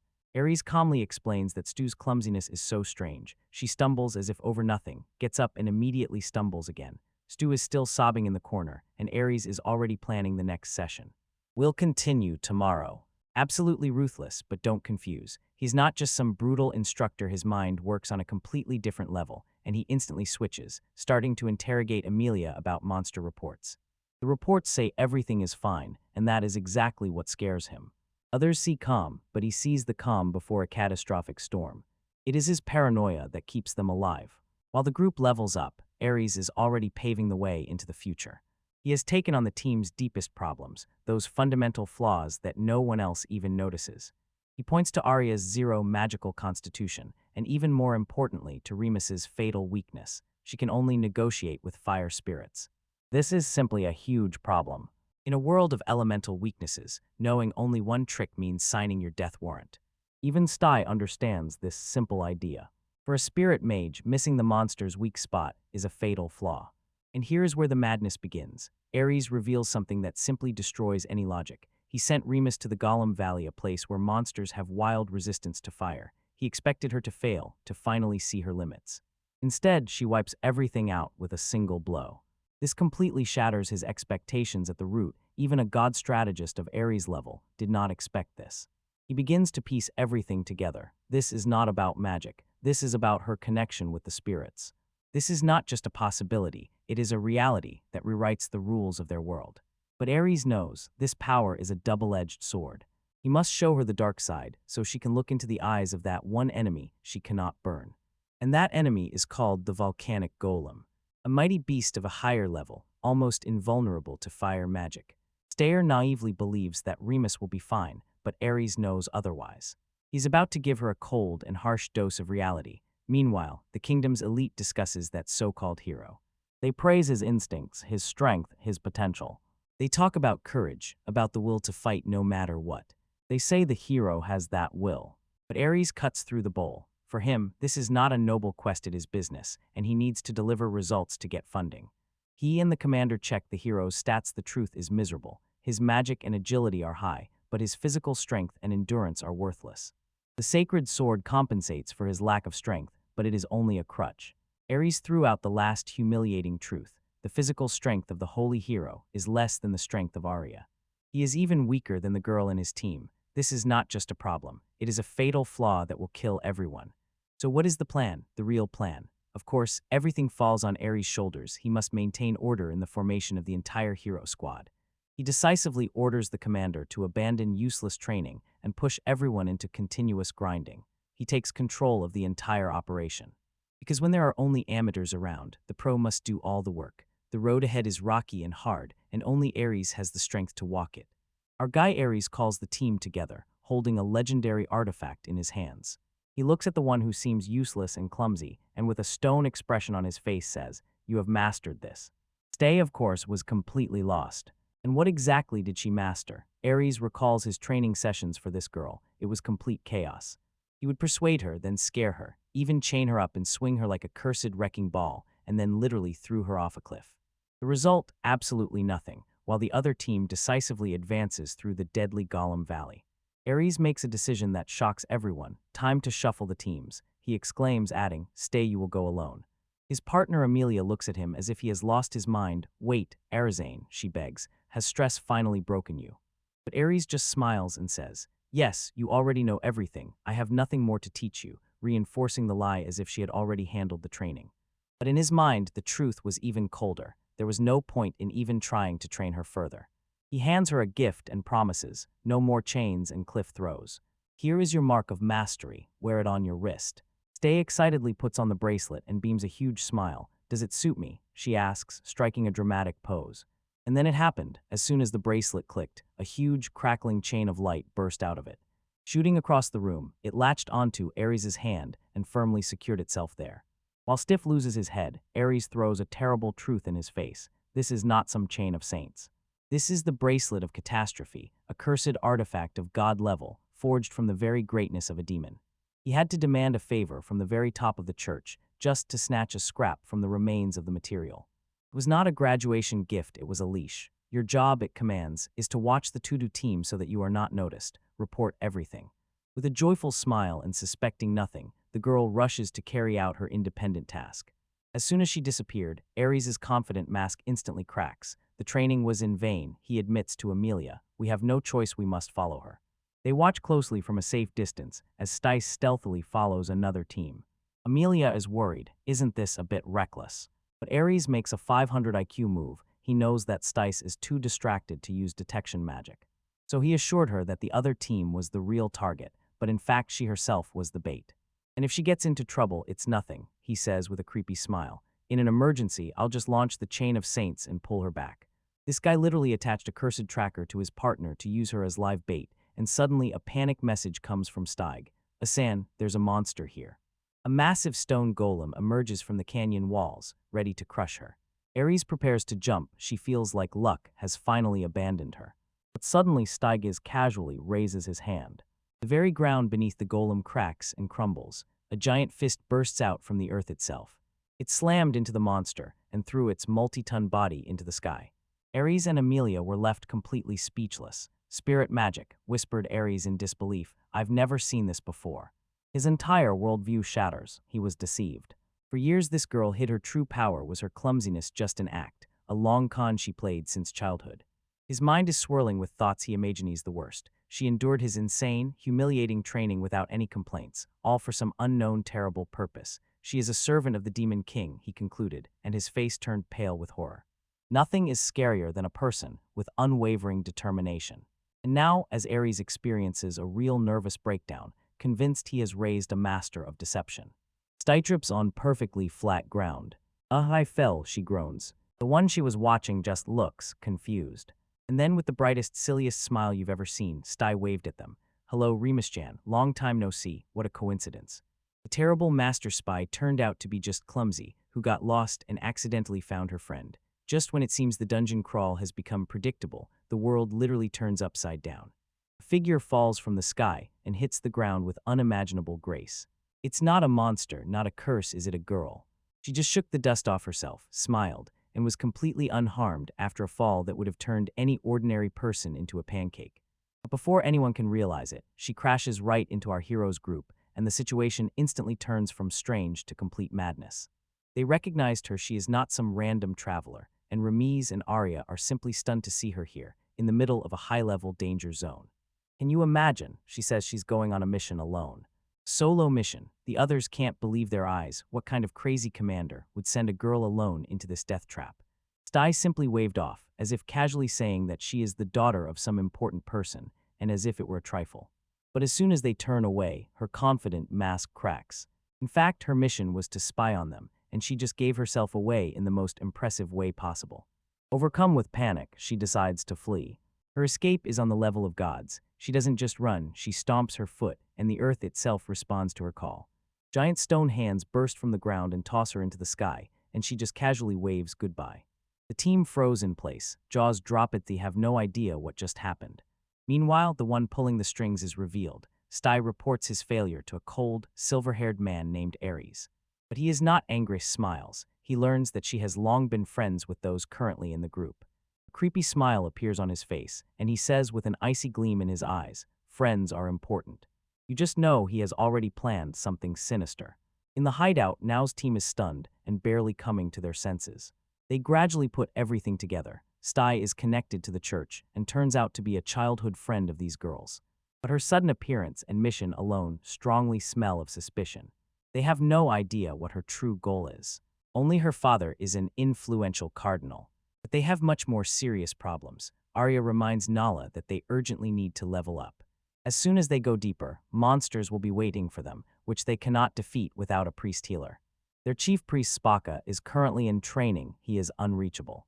So Arya asks for a favor: add a girl named Stefan to the party. Just as they settled in, the door slammed open loudly. This is Stay AI, she has returned. With the brightest smile you have ever seen, she simply asks, please, let me join your group. And then, without hesitation for a moment, she coldly cuts her off. Sorry, but that's impossible. Sty is completely shattered. Her world falls apart in an instant. But here is the twist. Just the night before, Arya and Remus were already begging for a favor. There is one condition. Under no circumstances allow Stefan to join. They were so against it that they had to agree, and as a result, he was left without any options regarding the priest. When Stace appeared, his hands were tied. He had to refuse her, even if it doomed their progress. Ares, that main schemer, saw all this in advance.